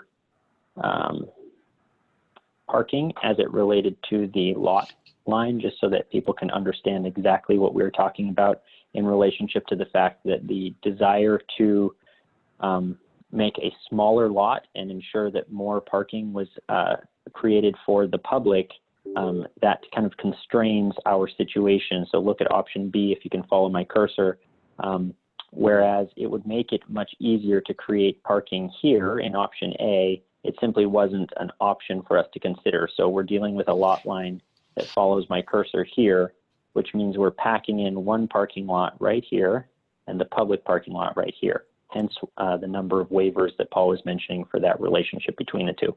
So I would love to hear all comments, but primarily I think I have been told to expect that parking may be one of our hot button items. So if there's any comments specific to that, I would really appreciate hearing them. I'll leave up on the screen some additional factors related to parking. Mr. Chair, can I just weigh in? But before you do, Bill, I just, if Taylor or someone could put the, I saw in the packet, there's a rendered site plan, the landscape plan, you know, is very nice and effective. Just a plan that shows the proposal, I think, for the balance of our conversation, or at least this part, I think would be helpful. There So we I go. can toggle, Mr. Chair, at any time to the landscape plan. You just tell me, I'll run the mouse. Thank you. This is perfect. Bill, go ahead. The reason the parking is, I would like to get that fleshed out tonight if possible. The zoning board of appeals, I don't know if we have any of them on right now, but one of the issues, or the core issue on their pending variance is they are apprehensive about going under the 2 cars per unit number that's for residential parking. As this board recognizes and recalls, you know, when we do under downtown overlay district, where we're using 1-bedroom or even studio apartments, we've recognized that it's not always, it doesn't make sense necessarily to assign or require 2 spots. And in this case, I think the zoning board would like to have a level of comfort that the planning board is what their opinions are of the parking and the proposed parking. And I think that's kind of the one thing that would be very helpful tonight if the board could weigh in and Great. So why don't we do this? Why don't we really try to hold to this topic of parking for the moment, see if we can get everyone's opinion, maybe take some comments from the public on parking specifically, and you know, see where we fall time-wise. With that, Mr. any Chairman, comment, or yeah, Wayne, actually it'd be great to get your take on I this. actually Thank you. echo your and Bill's recommendation on that. Just for the record, VHB provided a comment letter on the site plan review dated July 1st. The applicant has responded to most of those things. It appears they've addressed most of those things, but I'll be candid with the board. I haven't had time to review things in detail. The one thing I know that is pressing to this application is the parking, so I suggest you focus on that tonight, and we'll deal with the site plan issues next time. Thank you. So any questions or comments from the board related to parking?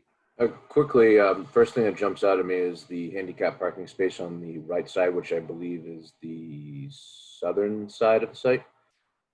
Does that present access issues? Because I imagine there's an access to the building that's required. I also see landscaping between that parking space and the building itself. Are you, Chris, to be clear, are you talking about the handicap space closest to the building, or where the cursor is right now? I think you put yourself on mute, sorry. Sorry, yeah, that one closest to Wood Street on the right side of the figure. It seems there's access issues to the building directly. Will anyone? So this is, oh, sorry.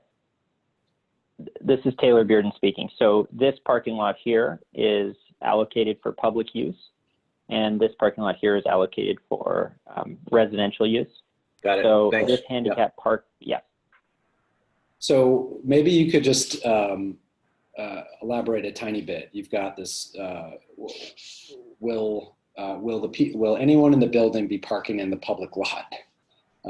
What are the kind of limits there, and how's that dealt with? So pending the board's decision, the simplest way to handle this would be to relegate public parking to the right side and residential parking to the left side.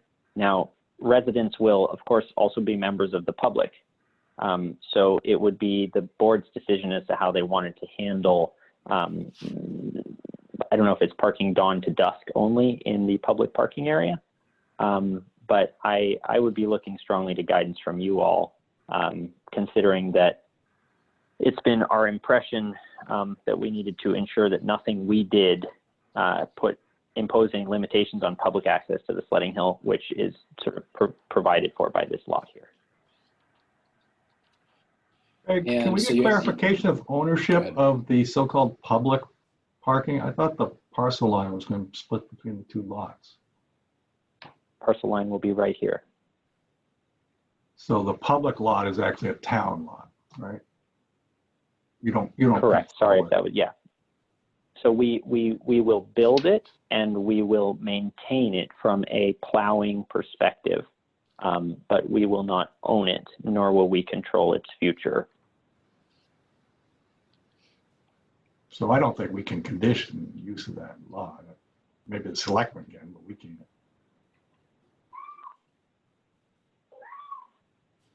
Right. Right, but So in if I may, no, go ahead. Assuming the board accepts our reduction in parking for the private lot, I'm not sure that we actually need to condition the public lot, other than however a public parking lot might be conditioned by whatever board or committee in the city or in the town. So, okay, so if you have 12 units and 17 spaces, you said? Correct. What happens with the extra 5 spaces? Are they guest spaces? Are you going to give 2 spaces to some units and only 1 space to other units? Customarily, what we do with our other managed properties is that we charge a nominal fee by parking space, which means that people who need parking use it, and those who do not hold it. So if someone doesn't own a car, you're not going to, they just wouldn't pay for Not that hold space. a space open for them. Correct. But does each unit is entitled to 1, I guess, if there was. Correct. Yeah.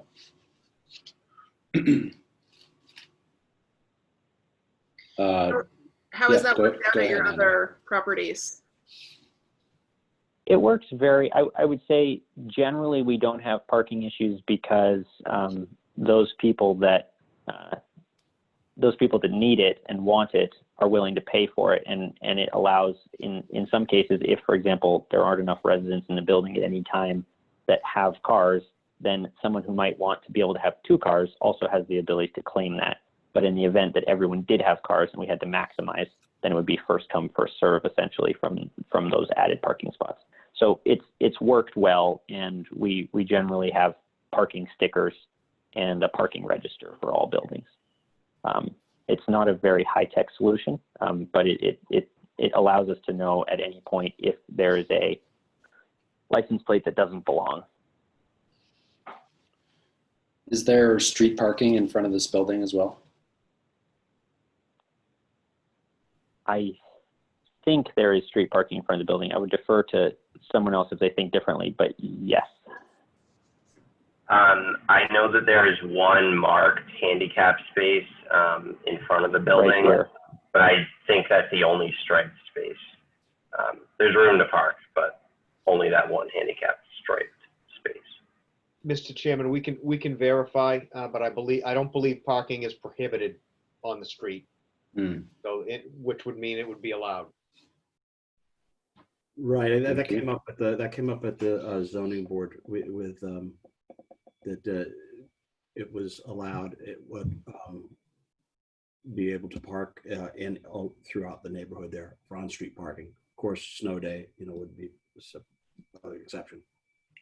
And just so, go ahead. Sorry, Greg. Just to Paul's point about the handicap spot, I believe the history of that is the only reason that's there because this thing was being used by different agencies, and they needed to have a handicap spot there. Right. Ordinarily, you wouldn't see that on a public roadway unless you had a reason to have a handicap spot for a specific individual or business. So that may get removed at some point, but that would theoretically, yeah, it can be discussed. Theoretically, that may not be specified as a handicap spot in the future. So I'm seeing here in the chat a question from Ken Estabrook. Ken.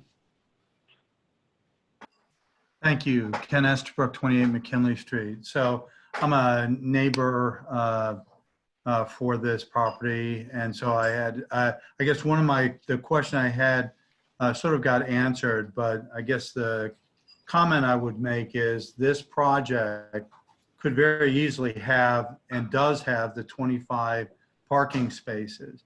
And had the town not asked the applicant to preserve public parking. In other words, if they had gone in and put in private parking, that would have left no public parking for the town residents to use. But they've actually devoted 8 spaces over to the town to allow them to use. So to penalize them for doing what we asked them to do just seems a little, a little silly. The spaces are there. And certainly other projects we've talked about shared spaces. So for example, at night, when residents would be there and they might, have their cars, nobody's going to be parked in those spaces, and they could park in them then. During the day, maybe when the kids are wanting to go over and go sledding or something, then, the residents would be away at work and those spaces would be there.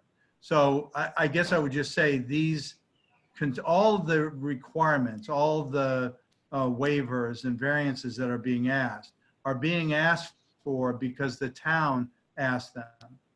Now, I guess I'd make one other point here, which is when you're being asked to make waivers or special permits or variances, you of course don't want to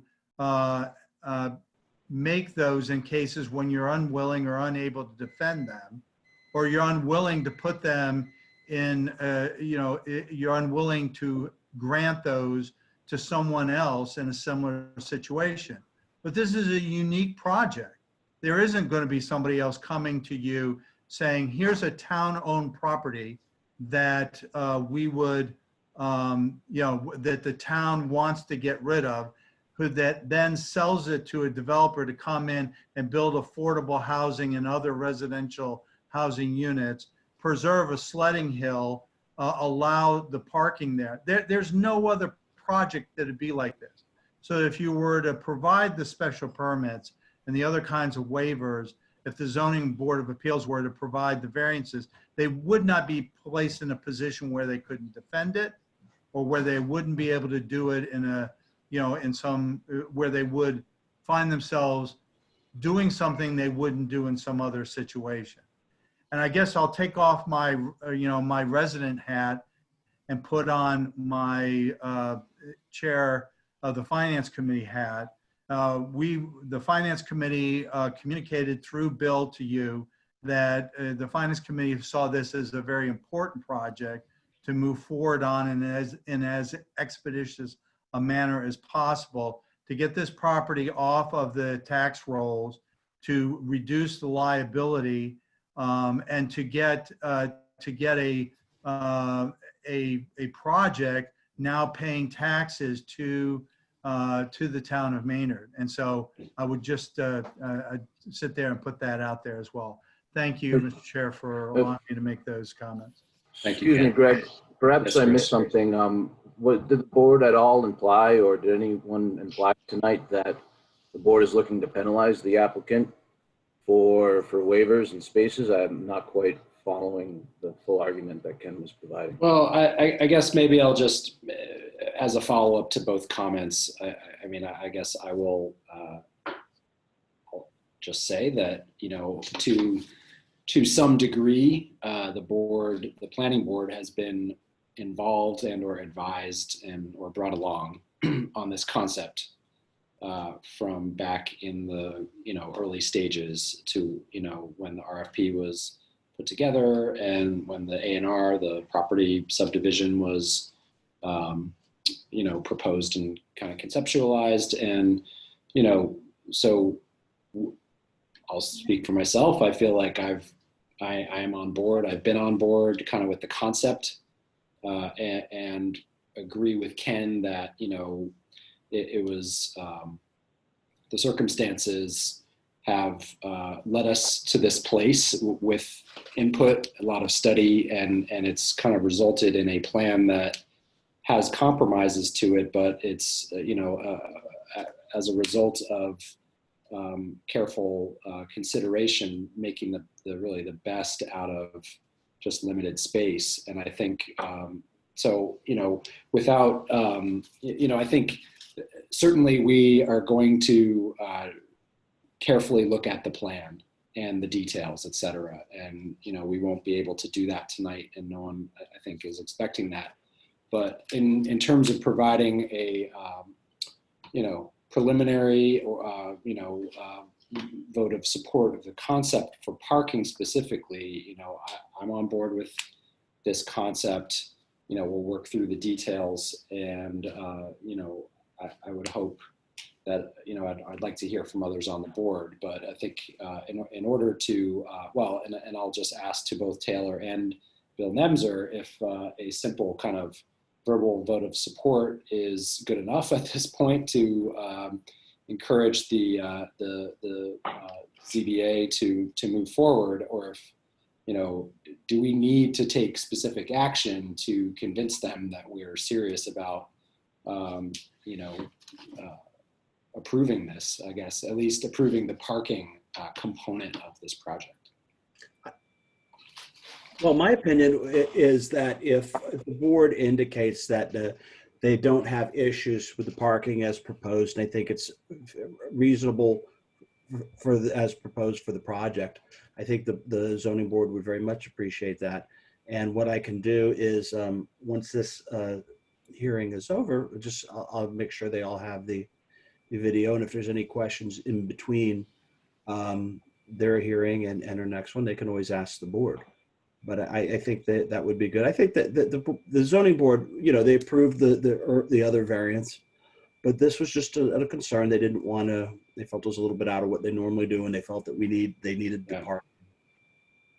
Understood. So I think maybe before we go further, I'll just let others on the board speak. If you've got either a vote of support generally, conceptually, we're not approving things, obviously, but we need to kind of give an indication that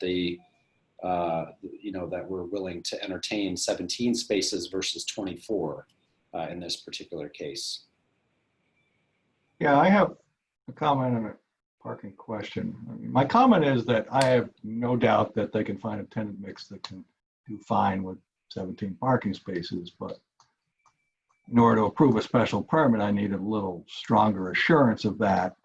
And so if they want the option of people parking at night in the town lot, that's fine, but the town doesn't usually allow overnight parking in town lots. But if the Board of Selectmen want to allow it in this case, then if that information got submitted to this hearing, that would be great. I'd also want an assurance that there would not be routinely overnight parking on street, because we don't allow on-street parking year-round anyways. And if they only need 17 spaces, there shouldn't be a need to overnight park on the street. So that's where I am on the number of parking spaces. My other parking question, though, is whether the construction of the public lot is part of the $100,000 park improvement allowance. To your second question, Bill, that is correct. So basically how we have coordinated this is it's referenced and sort of governed by the terms of the purchase and sale agreement, which has already been signed. And essentially there's a priority list of which the public parking lot is number one. And we will continue down that priority list to the extent possible until $100,000 have been spent.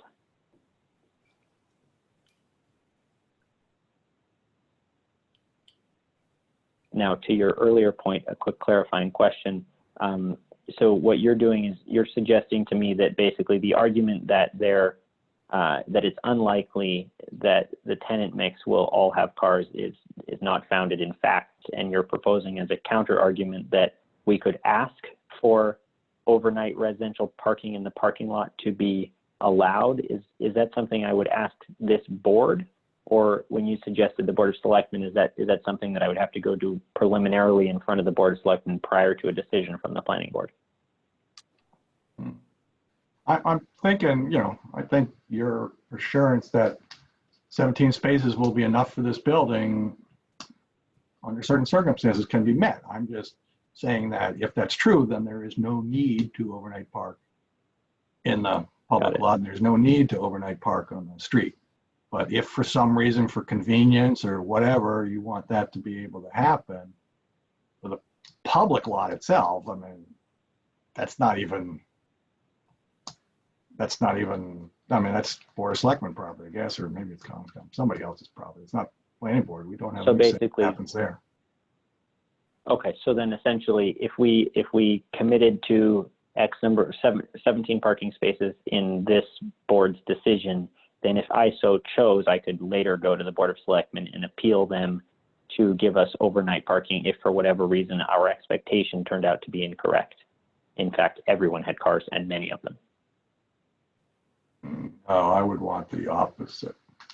I mean, you're saying right now 17 is good enough, and you know, we can't be looking at this thing, you know, for the next year. We got to be looking at this thing for the next 20 years. So I want some sort of assurance that there will not be routine overnight parking by residents or guests on outside of the site. Yeah, I think, you know, barring that kind of, I guess, approval from the BOS, then I think we have no choice but to consider this project as having 17 spaces, period. Okay. And we'll consider it accordingly, if that makes sense. Yeah, I agree with that as well.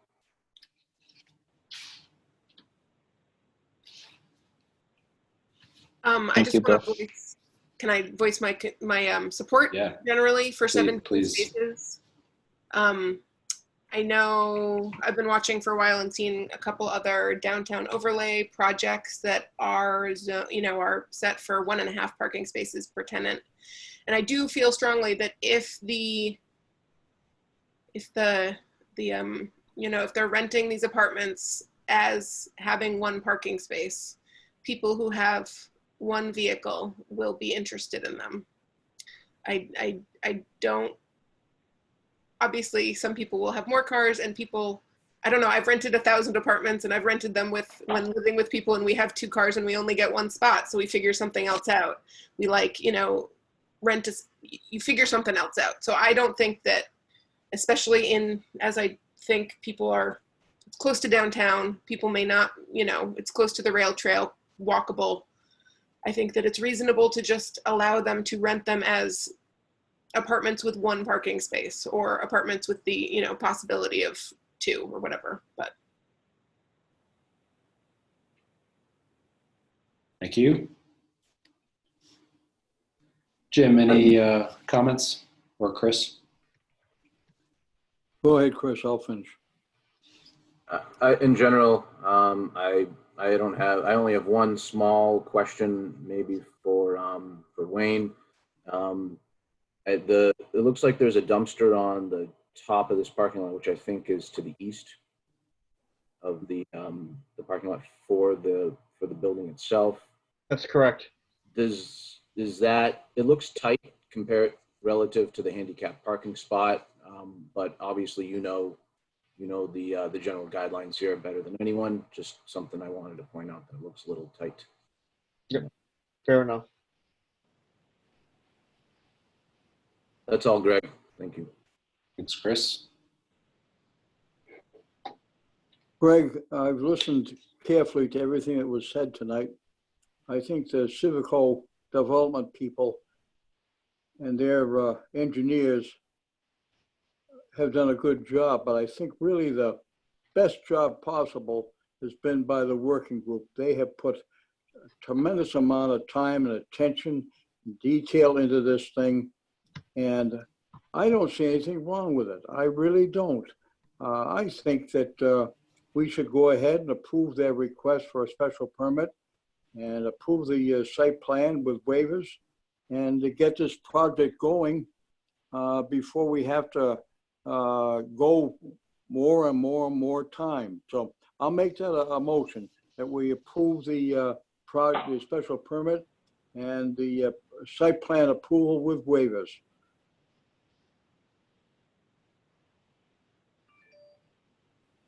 That's my motion. Jim, I appreciate Thanks, Jim. Your candor here, and I think we could get, my opinion is that I want to see a little bit more of the details gone through, and we just simply didn't have time tonight. And I agree that I feel like the level of detail that this applicant has put in, we could really move fast during the next hearing. I would love to support your motion. I can't. because I just need to see more details just from my role as part of this board. That's fine, no problem. But I agree with you, Jim. They've done a great job, and I think this is going to move fast for them. I'd like to move fast as we can. Thank you, guys, and thank you, Jim. I appreciate that sentiment, but I also believe, I think as Chris does, that we can move through this expeditiously, but I do think we need a little more time to talk through some of the details myself. So I think, you know, given that it is 9:18, I'd like to wrap by 9:30. Maybe if there are any critical or any comments, I see a comment, one or two hands raised. We can spend a few minutes hearing from the public, but you know, I hope that the support for the parking concept came through clear to everyone. And at least I'll, you know, kind of summarize what I heard from others on the board, and also the enthusiasm to, you know, continue the expeditious review of this project as we spend a little more time with the materials and go through some of the details. So with that, Linda, if you have a question or comment, please go ahead. Thank you. Linda Thayer, 14 Chandler Street. I hope I'm not breaking up this time. I live in the, okay, great. I have to say, I think this project is fantastic. The working group has done a phenomenal job. And just as someone who lives in this neighborhood for 25 plus years, the lot that's there now is never used. I have a clear view of it from my kitchen. I see it constantly. The only time that lot is ever used is during a snowstorm when people come to use the sledding hill. So I really hope, you know, that you will support Civico as far as the parking spaces go. I believe that they should have every opportunity to use that additional lot because, again, the public lot that's there is never used. When kids are using the field, the cars are lined up on Elmwood Street, and there is public parking overnight on the street for most of the year, I think, outside of what, March 15th, December 15th to March 15th. So thank you. Thanks, Linda. And that raises a follow-up question from myself to Taylor. You know, you guys are here, you're presenting a great design, et cetera. What is your plan to, you know, maintain the ownership, operations, management of the building once it's developed? In other words, we're talking about these arrangements now with Civico, which is great, but you know, how could that change? Will that change? What can we expect in, you know, years down the road? Very good question and good point. So per the purchase and sale agreement, we have sort of vested the power to decide these matters in the planning board decision specifically for this reason. So basically, if it's in the planning board decision, then it will follow sequential owners. So as long as there's ample detail in the maintenance plan for the public lot, which I think we're specifically sort of talking about here, then that should be in the planning board decision. Now, related to general property maintenance and management, Sustainable Comfort is a full service property management company with over 400 units under management now. And I'm on their board. Andrew Consigli, my business partner in Civico, is also on their board. So we have a very close working relationship, and I have confidence in their management. Now, if this building were to sell, which we do not plan on selling it after development, at least in, you know, the near term, very likely no one would try to own this if they didn't have professional management in place.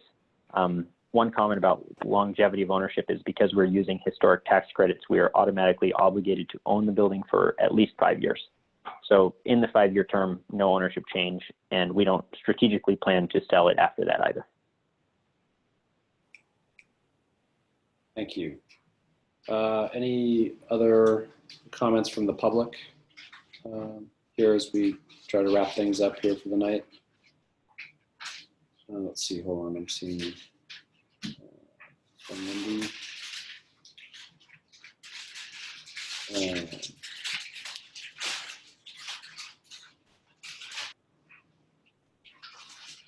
Just a comment that came through from Lindy that an adjacent property to this property has multiple units and with only one space per unit, and they've never had issues. That was just a comment to share with the group.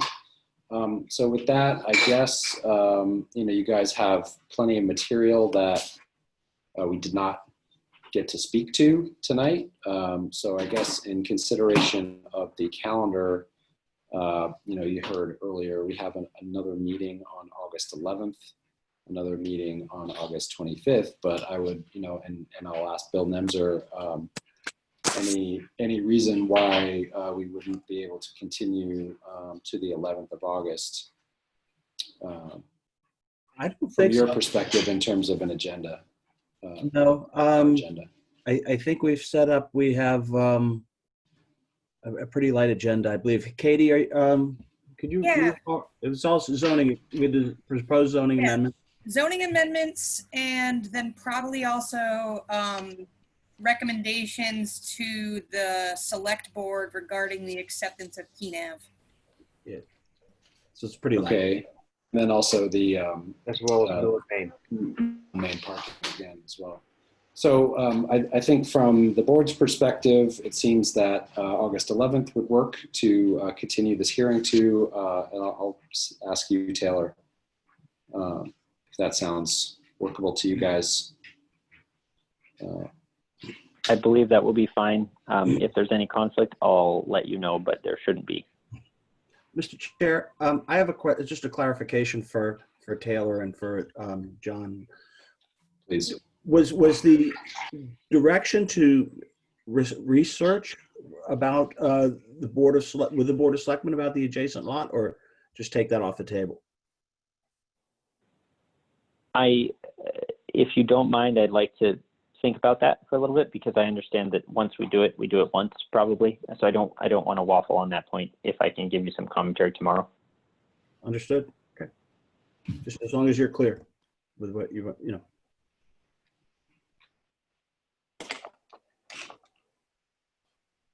All right, so with that, I'd like to move that we continue the public hearing for 12 Bancroft to August 11th.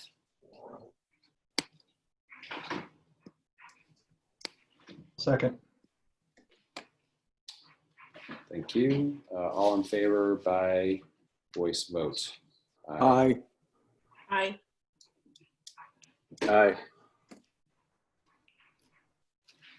I heard 4.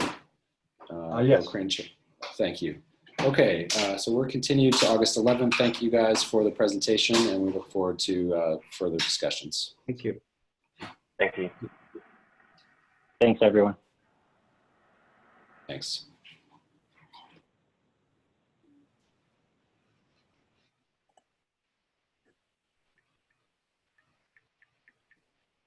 Guys, I need a 10-second break. Hold on.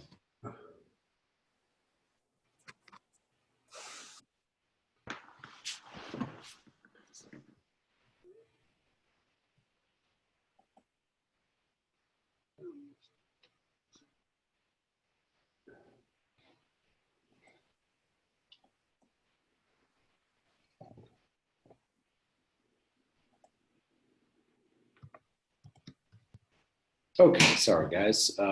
Let's see here. Back to the agenda. So let's see, a couple other things. Town planner update.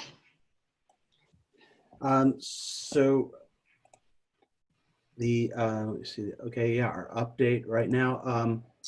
We're going to be. If you remember, we tabled the planning board rules and regulations. They're going to be coming back to us at our second meeting in August. So I have a couple of ideas that I'd like to throw out there in their next meeting if we have some time, about maybe some additional things for rules and regulations. But that's coming up. I need to find out on our board, how many of you are members of the co-op? Is I think pretty much. So it's one. I am.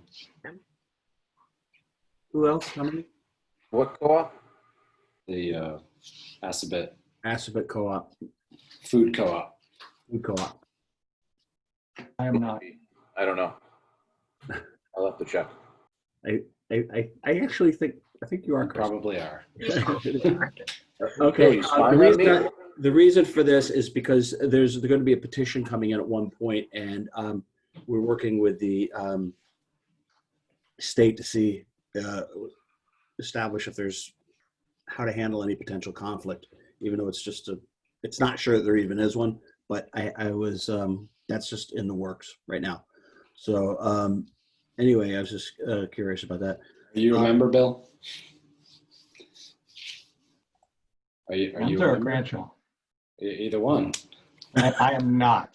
You're not. Okay. Bill Nemzer, you? No, I'm not a member. It's not Maynard. It could be anyone. Okay. I'm just saying it could be anyone outside in Maynard or outside of Maynard. It's a good point. I'm pretty sure our design reviewer, at least our preferred design reviewer, is a member as well. Indeed. I can assure you that I am not. Yeah.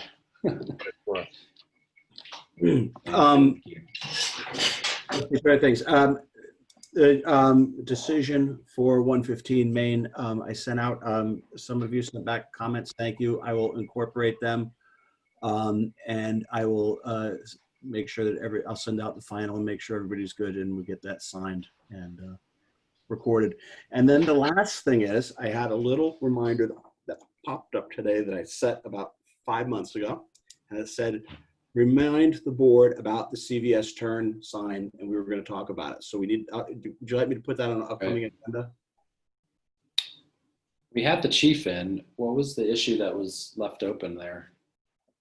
Well, the essence of it is, from a procedural standpoint, is that if we're going, if there's a conflict that remains between the decision and the reality.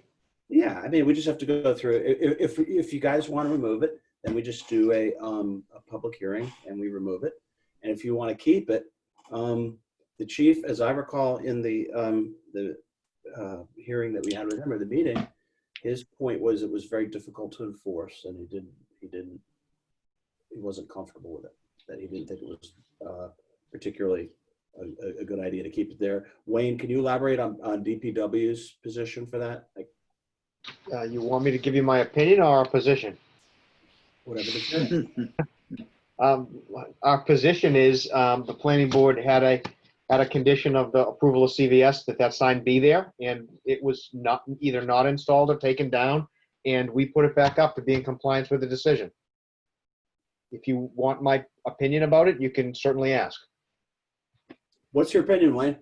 I think it should stay there.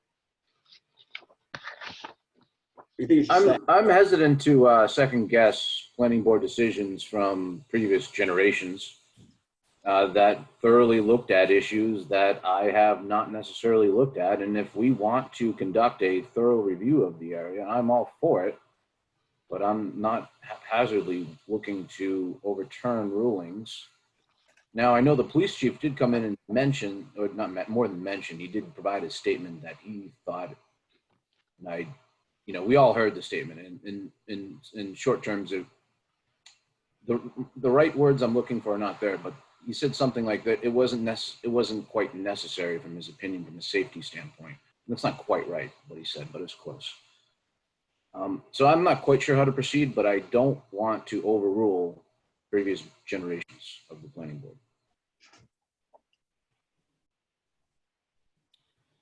I think it is a little weird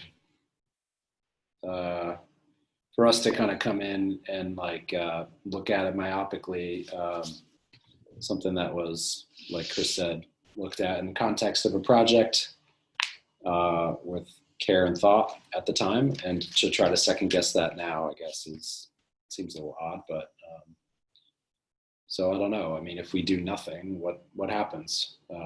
Well, here's No. the reality of this was that it has been, it was a decision made 20 years ago or whatever.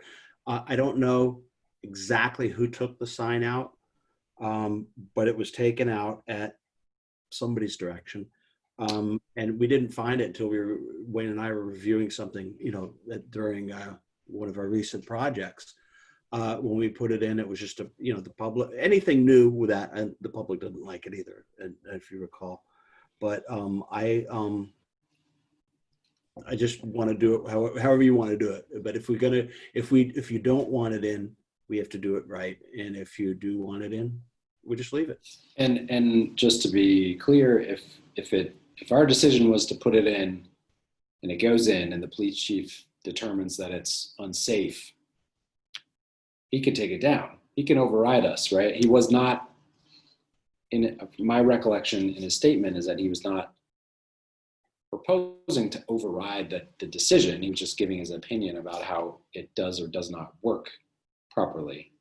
But if, all I'm saying is that the ultimate, decider on safety issues would be the chief. And so I don't think we need to be concerned that this board, whether past or present, was in any way responsible for creating a situation that wasn't safe. That ultimate determination is with the police. Is that correct, Bill? That's the planning board made the direction, they directed that it was going to be there for years and it wasn't. I think that in the case of this, if the police chief thought it was a safety issue, I think DPW would have pulled that up as well. And I think that would be something that would have been taken up with DPW and then to the planning board, I would think. Would you agree with that, Wayne? Yeah, and honestly, from my perspective, I know we're not in this is not a public hearing about this or anything, but there's a lot of cut through traffic through the back lot. There's a lot of cut through traffic through the CVS. And if that prohibits 30% of people from taking that left and the chief decides to not enforce it, which is fine, maybe it'll make the situation in the lot a little bit better. I heard for many years when the rail trail was being constructed from both Kevin and Andrew, former administrator and assistant administrator, on how difficult and how many complaints they were getting about cut through traffic through the rear parking lot. And if this can do anything to help that in a little bit of a way, and the police feel that it's not something they want to enforce, that's fine. I don't have any issue with that. But if it helps a little bit, I don't see how that is a bad thing to the municipal law. I just don't see how it's our role to make that determination. And I don't disagree with you, man. I just don't see how it's our role as the planning board to try to determine if this is necessary or not. I feel like I'm here to uphold planning board rulings. And this was a planning board ruling. And if there's a mechanism somewhere else in the administration that wants to take it down, by so means, go ahead and do it. But you're not going to get my support overrule of previous planning board ruling, because I feel like I know more. That's not how I'm going to do business. Well, I don't think that anybody was, at least that wasn't the intention, was to advocate removing it. It was just a question, we put it back up after we found out it was supposed to be there, and it caused kind of a minor uproar. That's all. It's still up though, right? And I get all that. And if it was all it was, it's still up. If it was a different issue, if it was a light, for example, I would take the same position that the planning board said the light should be there, and if there's another mechanism in town that wants to review that, by so means do so. I don't disagree. I don't disagree either, although I do think that if the chief says, I don't think we need it and I'm not going to enforce it, or I can't enforce it, why, like, leaving up a sign that it's now like public record that he's not going to enforce, that seems like maybe not the best thing to start doing. But again, yeah, that's maybe not he can take it down or whatever, but maybe it's not us. But I do think that that's like not something we probably want to like plan on doing all the time. If the chief says they don't want something or don't need it or it's not enforceable, maybe steer clear of it. I think there's a difference to me between the chief saying, you know, I'm taking it down versus us saying, let's go back and open this can of worms and try to recreate the context needed to kind of make a good decision. You know, it seems like if we do nothing, stay silent, you know, we've kind of set our piece, the board has, you know, in 15 years ago, and it's still there, and it really does fall to the chief to leave it or not. And I don't know. I think we kind of leave it alone. Myself. I have a follow-up question. What was, I don't know the history, what was there before CVS? Does anybody know? Yeah, there was a group of buildings. Go ahead. Yeah, it's just a little indoor mall, restaurants and 2 levels. It's kind of a weird little building.